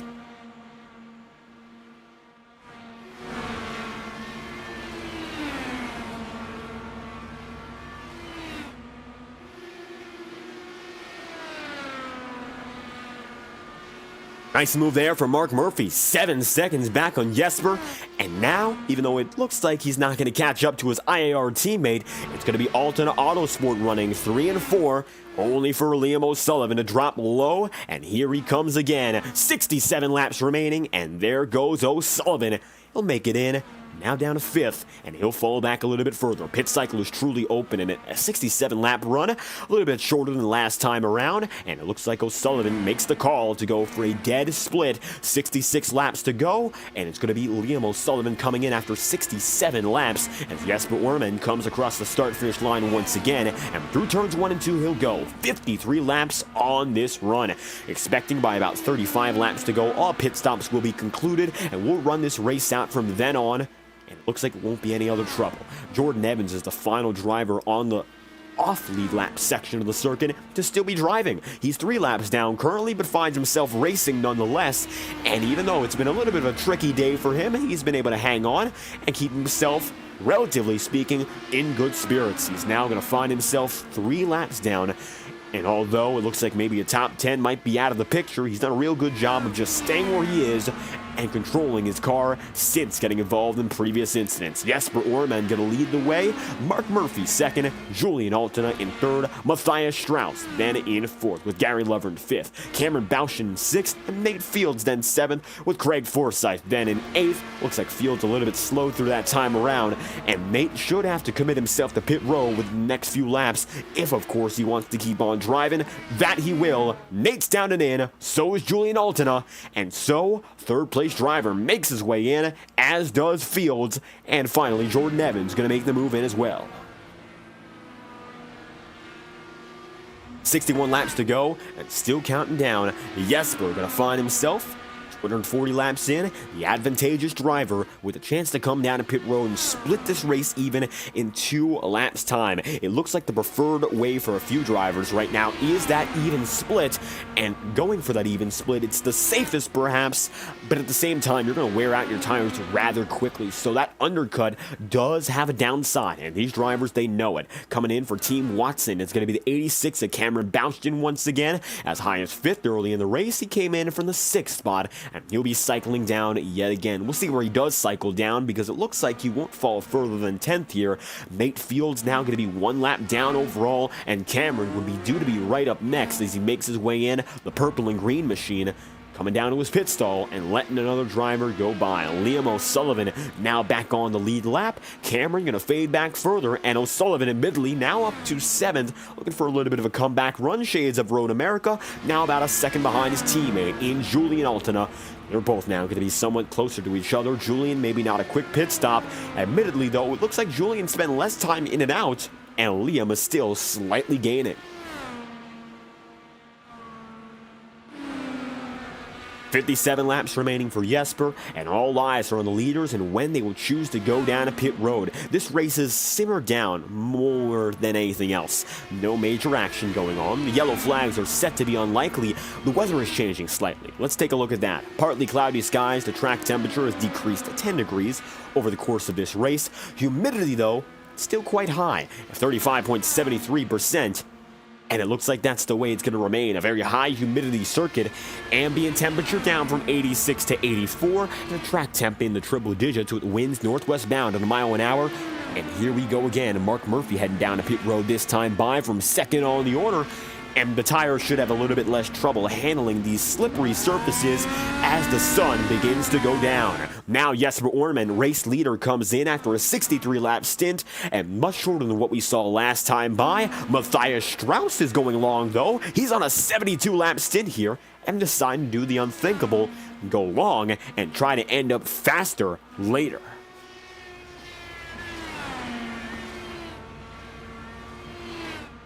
I think that's the most important thing right now. Can these drivers make it go long and gain positions? If you're outside of the top 5, this might be one of the better strategy calls. And Matthias Strauss, not the only one going for it. Keep in mind, 8.5 seconds back, there was Gary Lovern, 71 laps into his stint. And it looks like now 8.8 seconds, going to make that 9 flat behind the overall leader in Strauss. He'll get past there and rather quickly by a lapper. And it looks like that will be Liam O'Sullivan. Lapper compared to these two drivers who have remained alone anyhow. Lovern is going to see another driver make it in. That's Matthias Strauss after 74 laps. And it's going to be rather lonely here for Lovern, the only driver, the final driver, to not go down to pit road here and conclude his pit stops for the night. The eventual, but it's going to happen. Gary Lovern will have to head to pit road.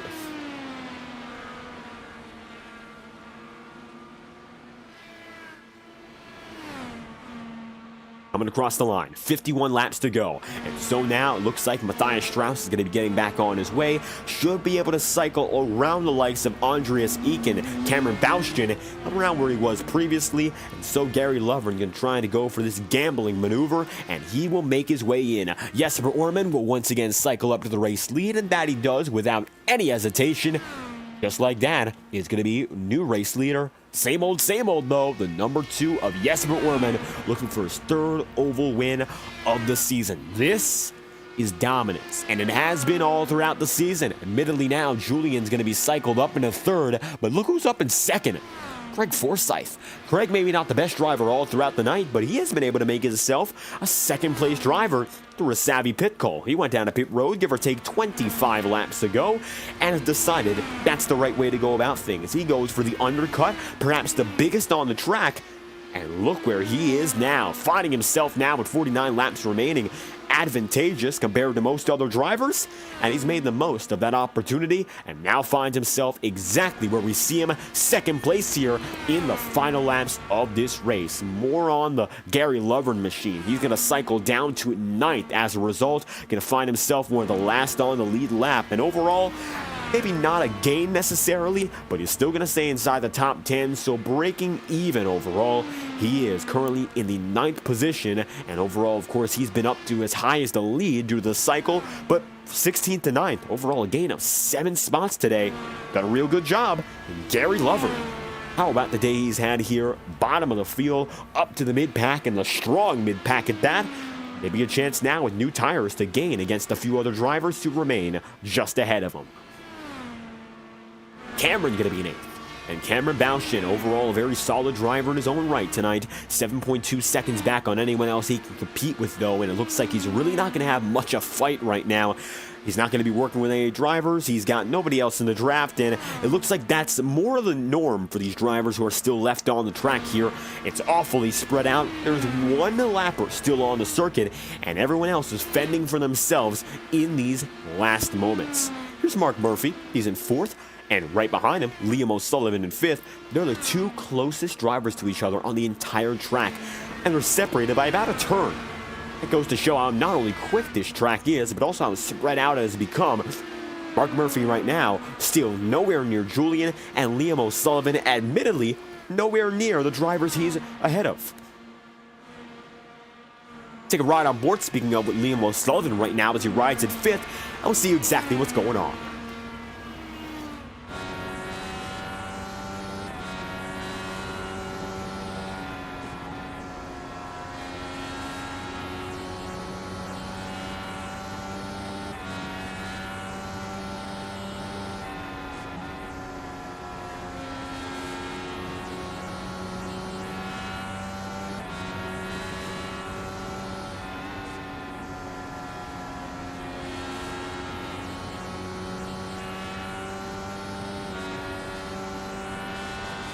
That time by, Liam O'Sullivan making some subtle gains, but the biggest gains on the track made by Mark Murphy. Murph now within 3/4 of a second of Julian Altena, and it looks like now Julian might have a little bit more competition to hang on to that final podium spot.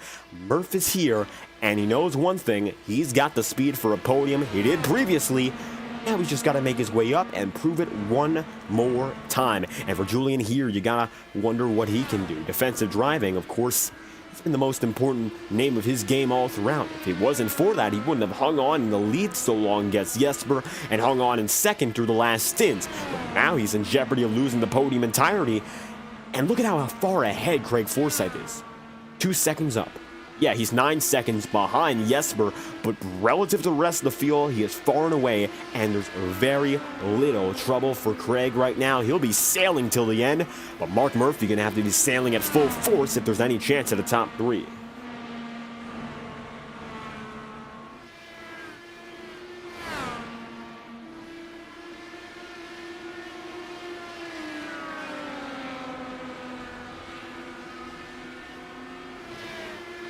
And for Murph here, 37 laps to go. Time is ticking. If we look at the rest of the field, it's more the same. Gary Lovern right now trying to come up on the number 86 of Cameron Baushin, and it looks like for the time being, he's done a pretty good job of slowly reeling him in, but that big rate of progress seen by most drivers it's dissipated. Really nobody right now perhaps going at their full-on pace, and they've all been settling themselves in for a nice run, good positions, perhaps points day. It's a big points day for a few drivers in particular. Craig Forsyth coming back, Road America, not the most impressive night for, of course, the 99 crew. Julian, of course, looking to back up that race victory with another podium. Liam O'Sullivan is going to gain another 5th place in a completely different style if he stays where he is right now. And Mark Murphy, who's been so good at the oval so far, coming into Road America, 2nd in points, should be able to cement himself as a still present championship contender, so long as he hangs on and gets that 4th place run.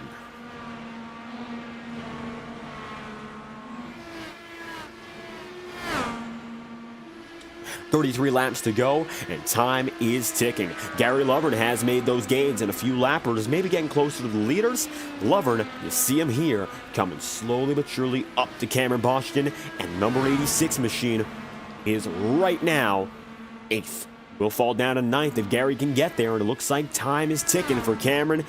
Defense, admittedly, it just has not played out well for Cameron. He's been able to hang on with the fuel strategy and such, but he has been pretty lenient with respect to letting drivers go by.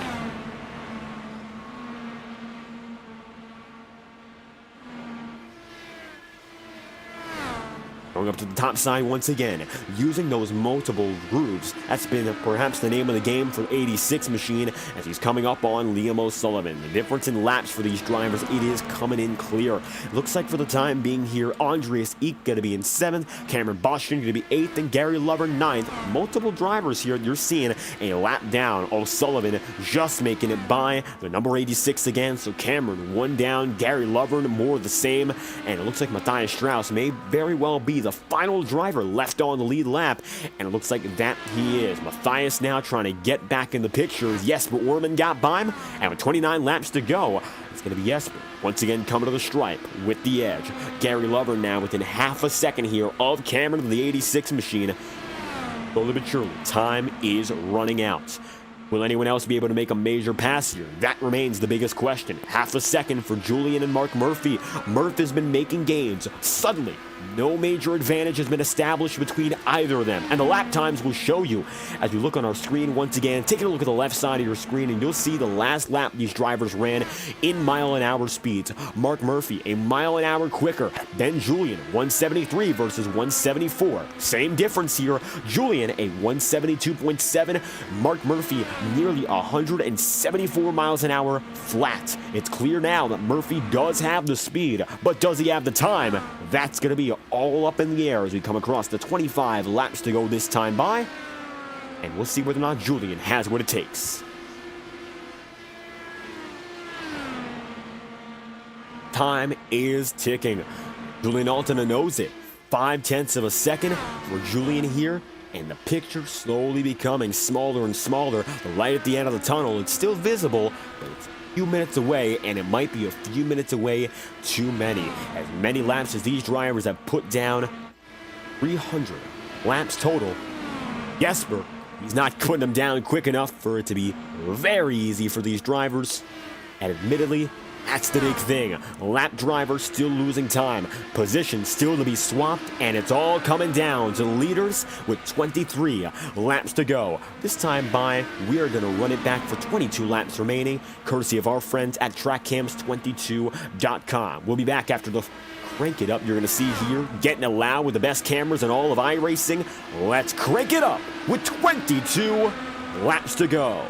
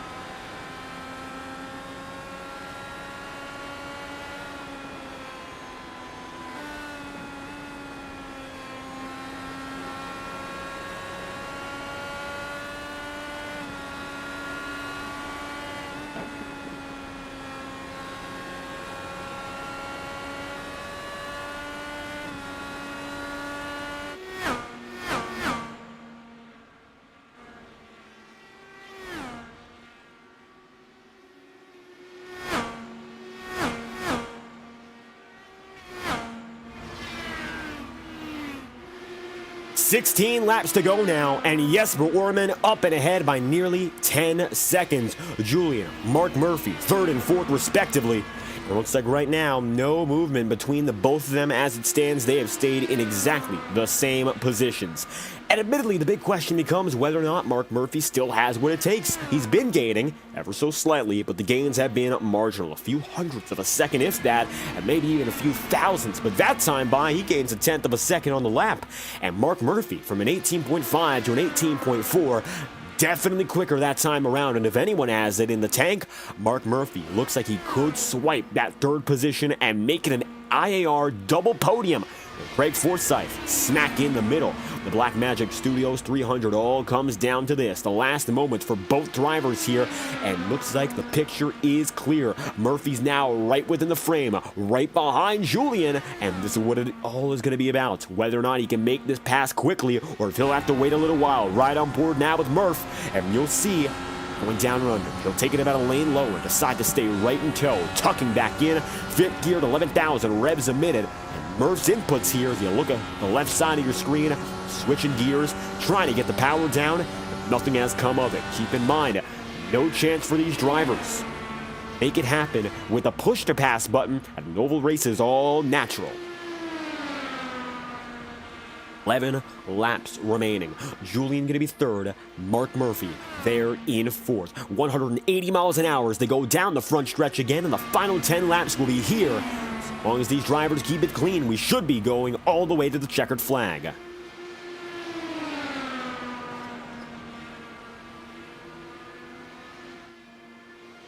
Up top, Murphy still holding fort. And again, you'll see him go by quickly and simply put, Mark Murphy is in passing position. Now he's got to find the right position to make that aggressive motion. Julian still trying to hang it through with the defense, going up high through 3 and 4, as every driver has. Have 9 laps to go and time still running out. It all comes down to turns 1 and 2. Looking low. Middle groove for Julian, and it looks like the middle groove there for Murph. Now going to be a 3/10 of a second deficit once again. Julian may be going into the final few moments as the winner of this fight. It's still all a battle for third here with 8 laps remaining, and Murph is not let up, but it looks like now Julian using everything he's got in the tank, and he's right now looking through. Perfect chance to get through again with a podium and keep Altona Autosport in the top 3, but Murphy, not to be denied, will keep fighting and try to pull fourth. Gap is going to be diminishing once again, 2/10 of a second, 7 laps to go, and here you have it once more.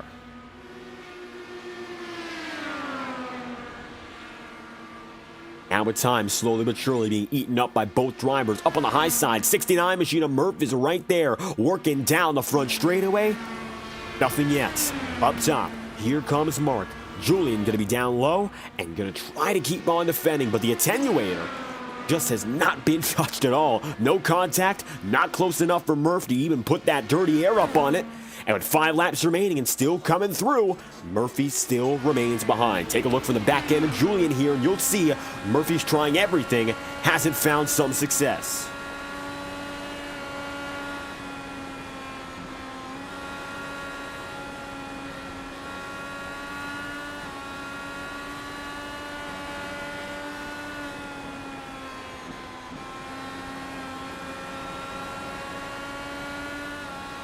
One lapper getting passed. Andreas E going to get out of the way from both drivers, and Mark Murphy going to take that way and work with it. He'll go down to the bottom all the way through 3 and 4 as we come across the line to make it only 2 laps remaining. Jesper Orman is absolutely in full control here of this race. 299 laps, and he's looking to make it lap number 300 very soon. He's got himself exactly where he needs to be to get the victory.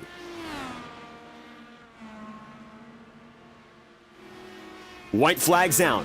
Last lap for Jesper. Overall today, he's led a total now of more than 100 laps, far beyond 100. He's made his move in to the 150 bracket, leading more than a half laps on the day. Coming to the checkered flag once again. Jesper Orman with his 3rd victory of the season here in Iowa. And for Julian Altona, he will hold on, and at the line, Orman for IAR, successful again. And he finds victory. Unstoppable force Jesper's been. 3 victories in 4 races and 3 attempts. The king of the ovals is clear. It is Jesper Orman back on top. How about this race for Orman?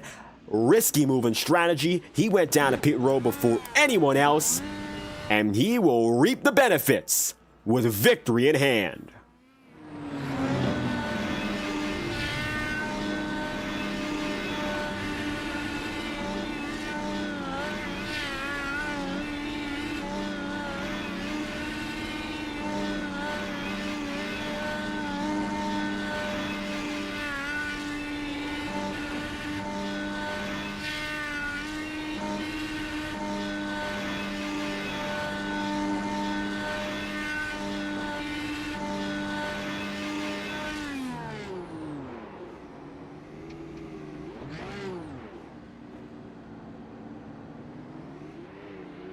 And Jesper Orman continues to burn down the house, talking about a celebration and a smoke show. And Jesper, he knows how to take one of these tracks all the way apart after a win, and already his 3rd time doing so on the season.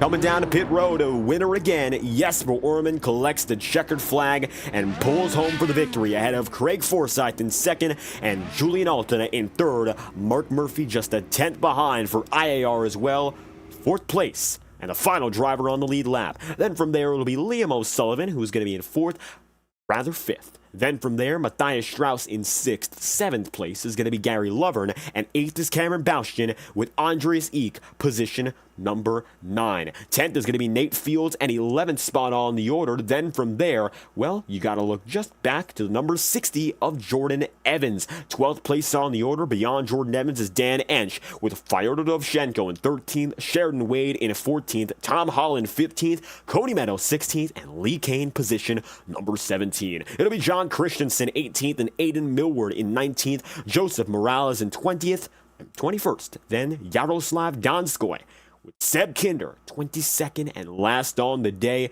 Let's get a word from all your top 3 drivers. First and foremost, Jesper Orman, the man who got it done.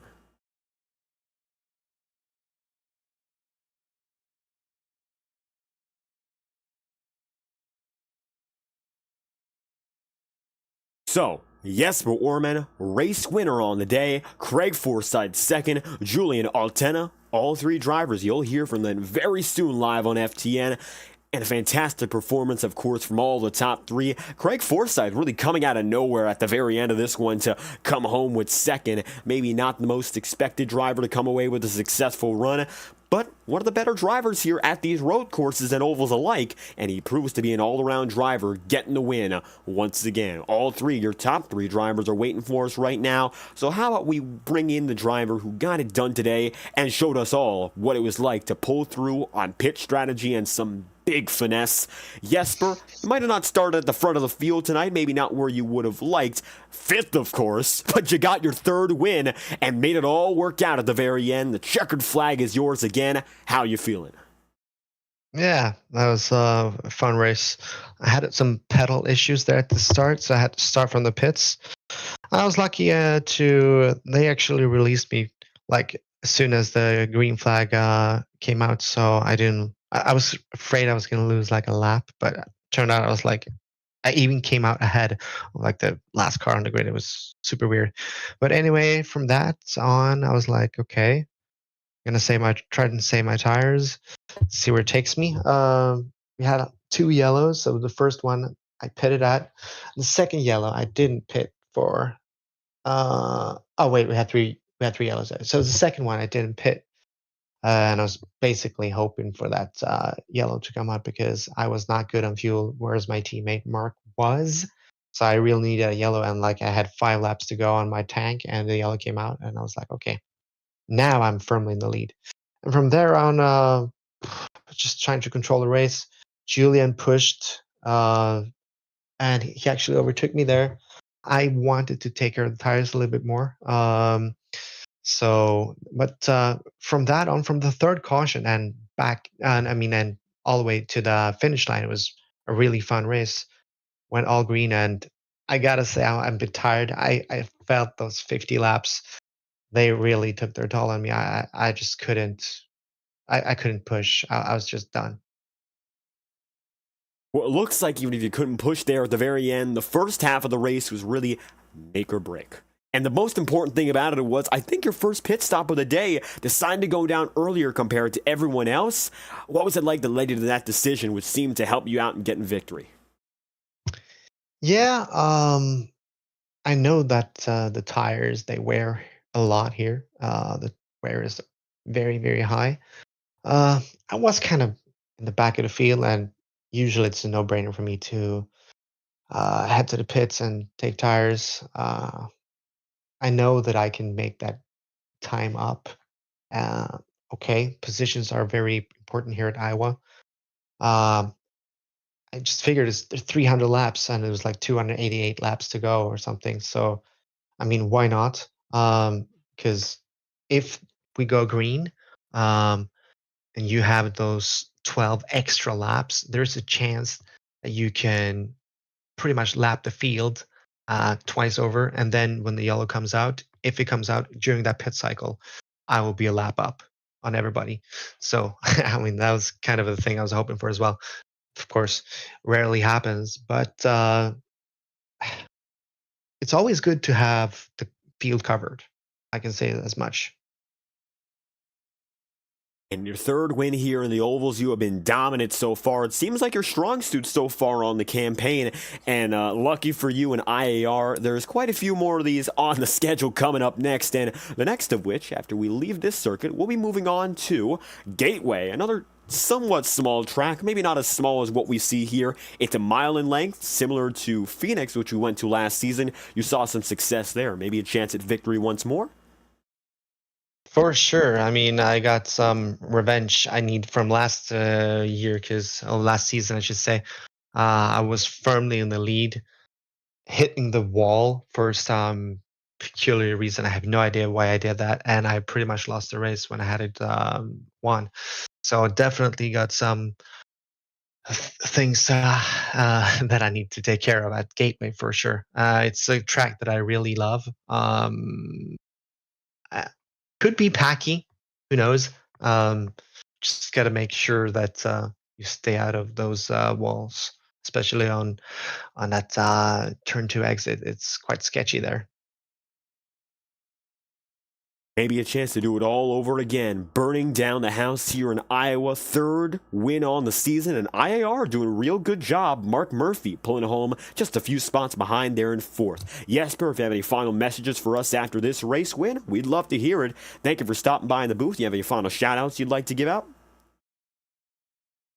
Yeah, thanks for broadcast. Thanks to the organizers. Thanks to my teammates. We are working hard and it's paying off. Unfortunately, today Mark couldn't get on a podium, but maybe with a little bit better strategy, he could have done it. He's definitely. What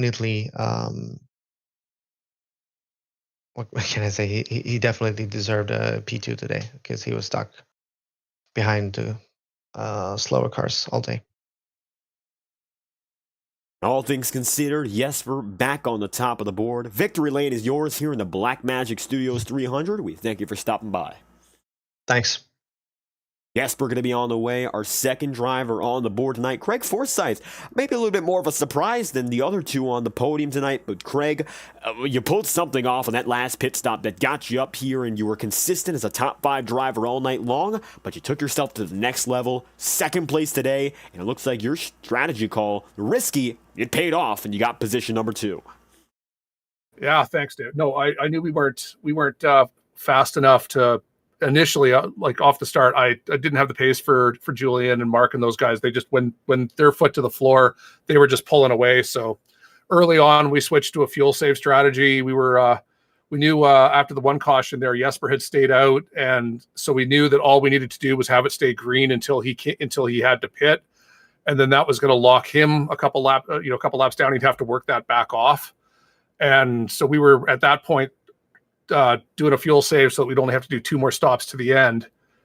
And unfortunately, I think that caution came out, and just I think I was figuring Jesper had to come in within like the next 5 or 6 laps. So I was sad at that point, and then I knew we had to completely change the strategy totally, because now we were, I think, back in 7th or something. I needed to come up with something new, so we switched over to the double undercut, and both of our last 2 stops we matched fuel to tires to try and save a 1.5 seconds on the pit time, and then just tried to make good time while we could. And yeah, I think both of those undercuts, I mean, they're super risky to do because you're 2 laps down during the cycle, but luckily it stayed green. And then on the last one coming, the last 40 laps of the race, just having the clean air in front of us was just, it was perfect for us, because I think if we'd been in traffic, Julian would have totally run us down. And that clean air at the very end, holding fort for second. Tonight you were involved in multiple battles all throughout the pack. And overall, only a few cautions throughout this race. There were not a lot of breaks in the action and quite a lot of laps to play around with here. So what were the track conditions like with respect to being all throughout the field and eventually pit road playing a factor? Do you think there was anything on track that really made the difference for you tonight? You had to protect your right front. It was so important. Any of the runs we had where the guys were running up into the 60 plus lap range, you could really see the drop off between the guys that had been saving their tires and the guys that were they'd been running them down. And I think there was like 3 to 5 tenths a lap slower, a speed differential between those two. So I think the undercut just helped for us because we didn't do a lot of those really long runs. And I'm not good at saving tires at this track. So I think being on the fuel save early on just meant that because I wasn't running full out, I wasn't using my tires as hard. So that saved me early on. And then doing all the undercuts helped me avoid having to do the 80 plus lap runs that really cost a time for the guys that hadn't, had the tires down to 10%.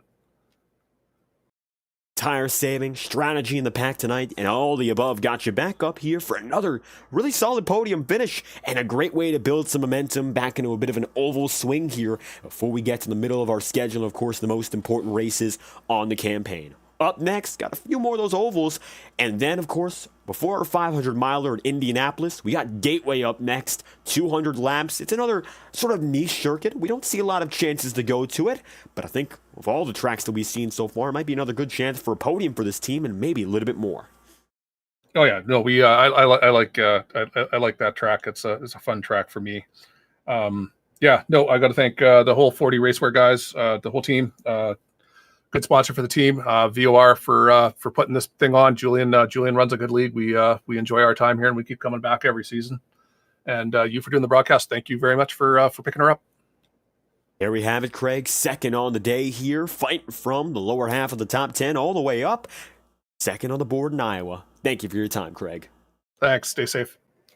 With Forsyth on the way, one final driver today, and backing up the victory in Road America with a podium on the ovals. Julian, third today here in Iowa, and overall, you had to fight to keep that bottom step on the podium, but you did so well, and as such, you're here in third again in the top 3. How you feeling after this race?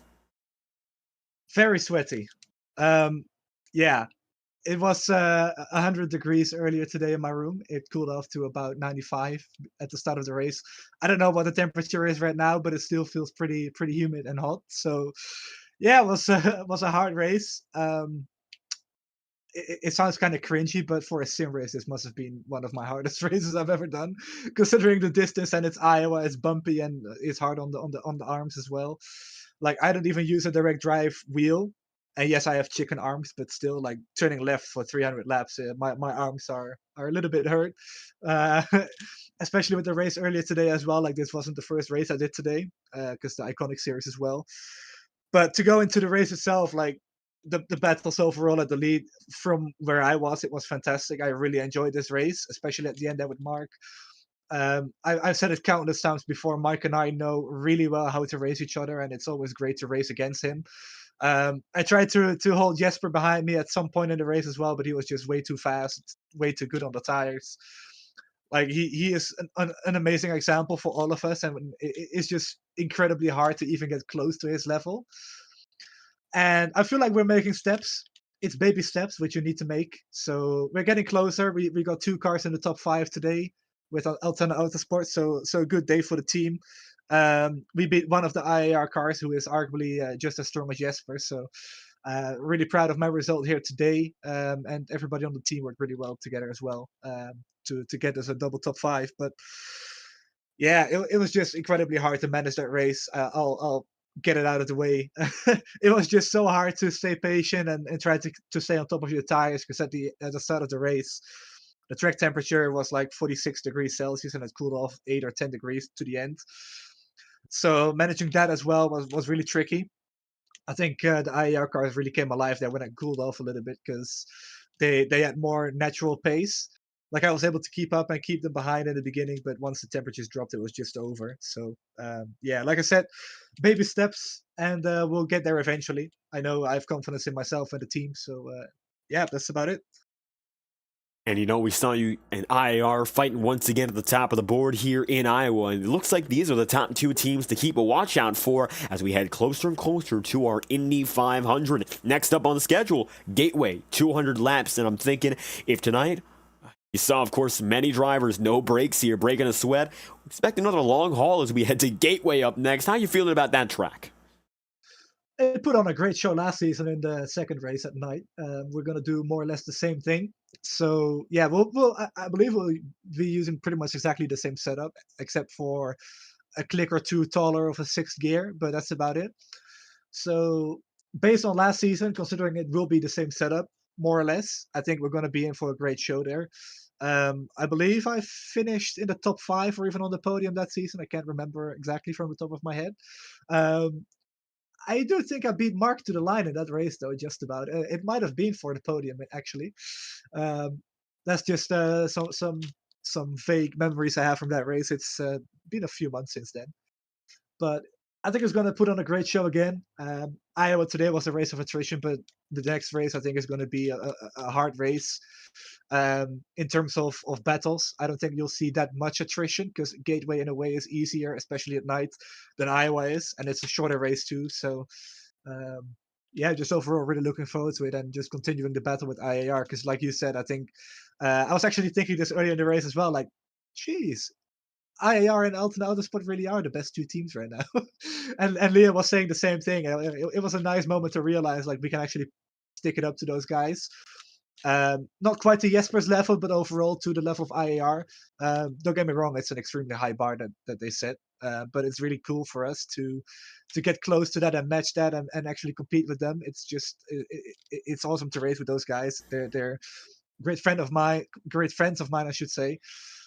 Jesper, Seb, Mark, all those guys. Will Line as well, even though he doesn't race in the league anymore. But basically everybody on IAR, I love racing against those guys. They're extremely hard racers, but really fair.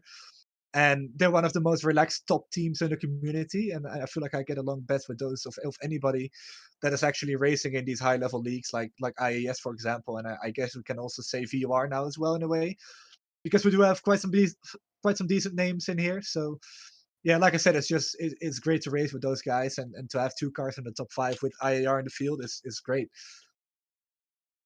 And a big 2 teams once again showing out tonight, and a podium for Altana Autosport. Julian, 3rd place here in Iowa. If you have any final shout-outs you'd like to give, the floor is yours. Absolutely. I want to thank you specifically for broadcasting the last 3 races. I believe Gary is going to pick it up again for Gateway, but maybe you'll be involved later on in the season. I certainly hope so, because you did a great job the last couple of weeks. So thanks again for doing this while Gary was doing the IIS. Want to thank Blackmagic Studios for sponsoring the race, IFS Personal Financial Planning, 40 Racewear, and the Alzheimer's Association for being on our cars. You can check them all out on their respective websites. Want to thank the team as well, as always, for doing a great job working together and getting the best team result possible. Liam and John helped significantly tonight as well. So I want to thank those guys especially, but just the team in general.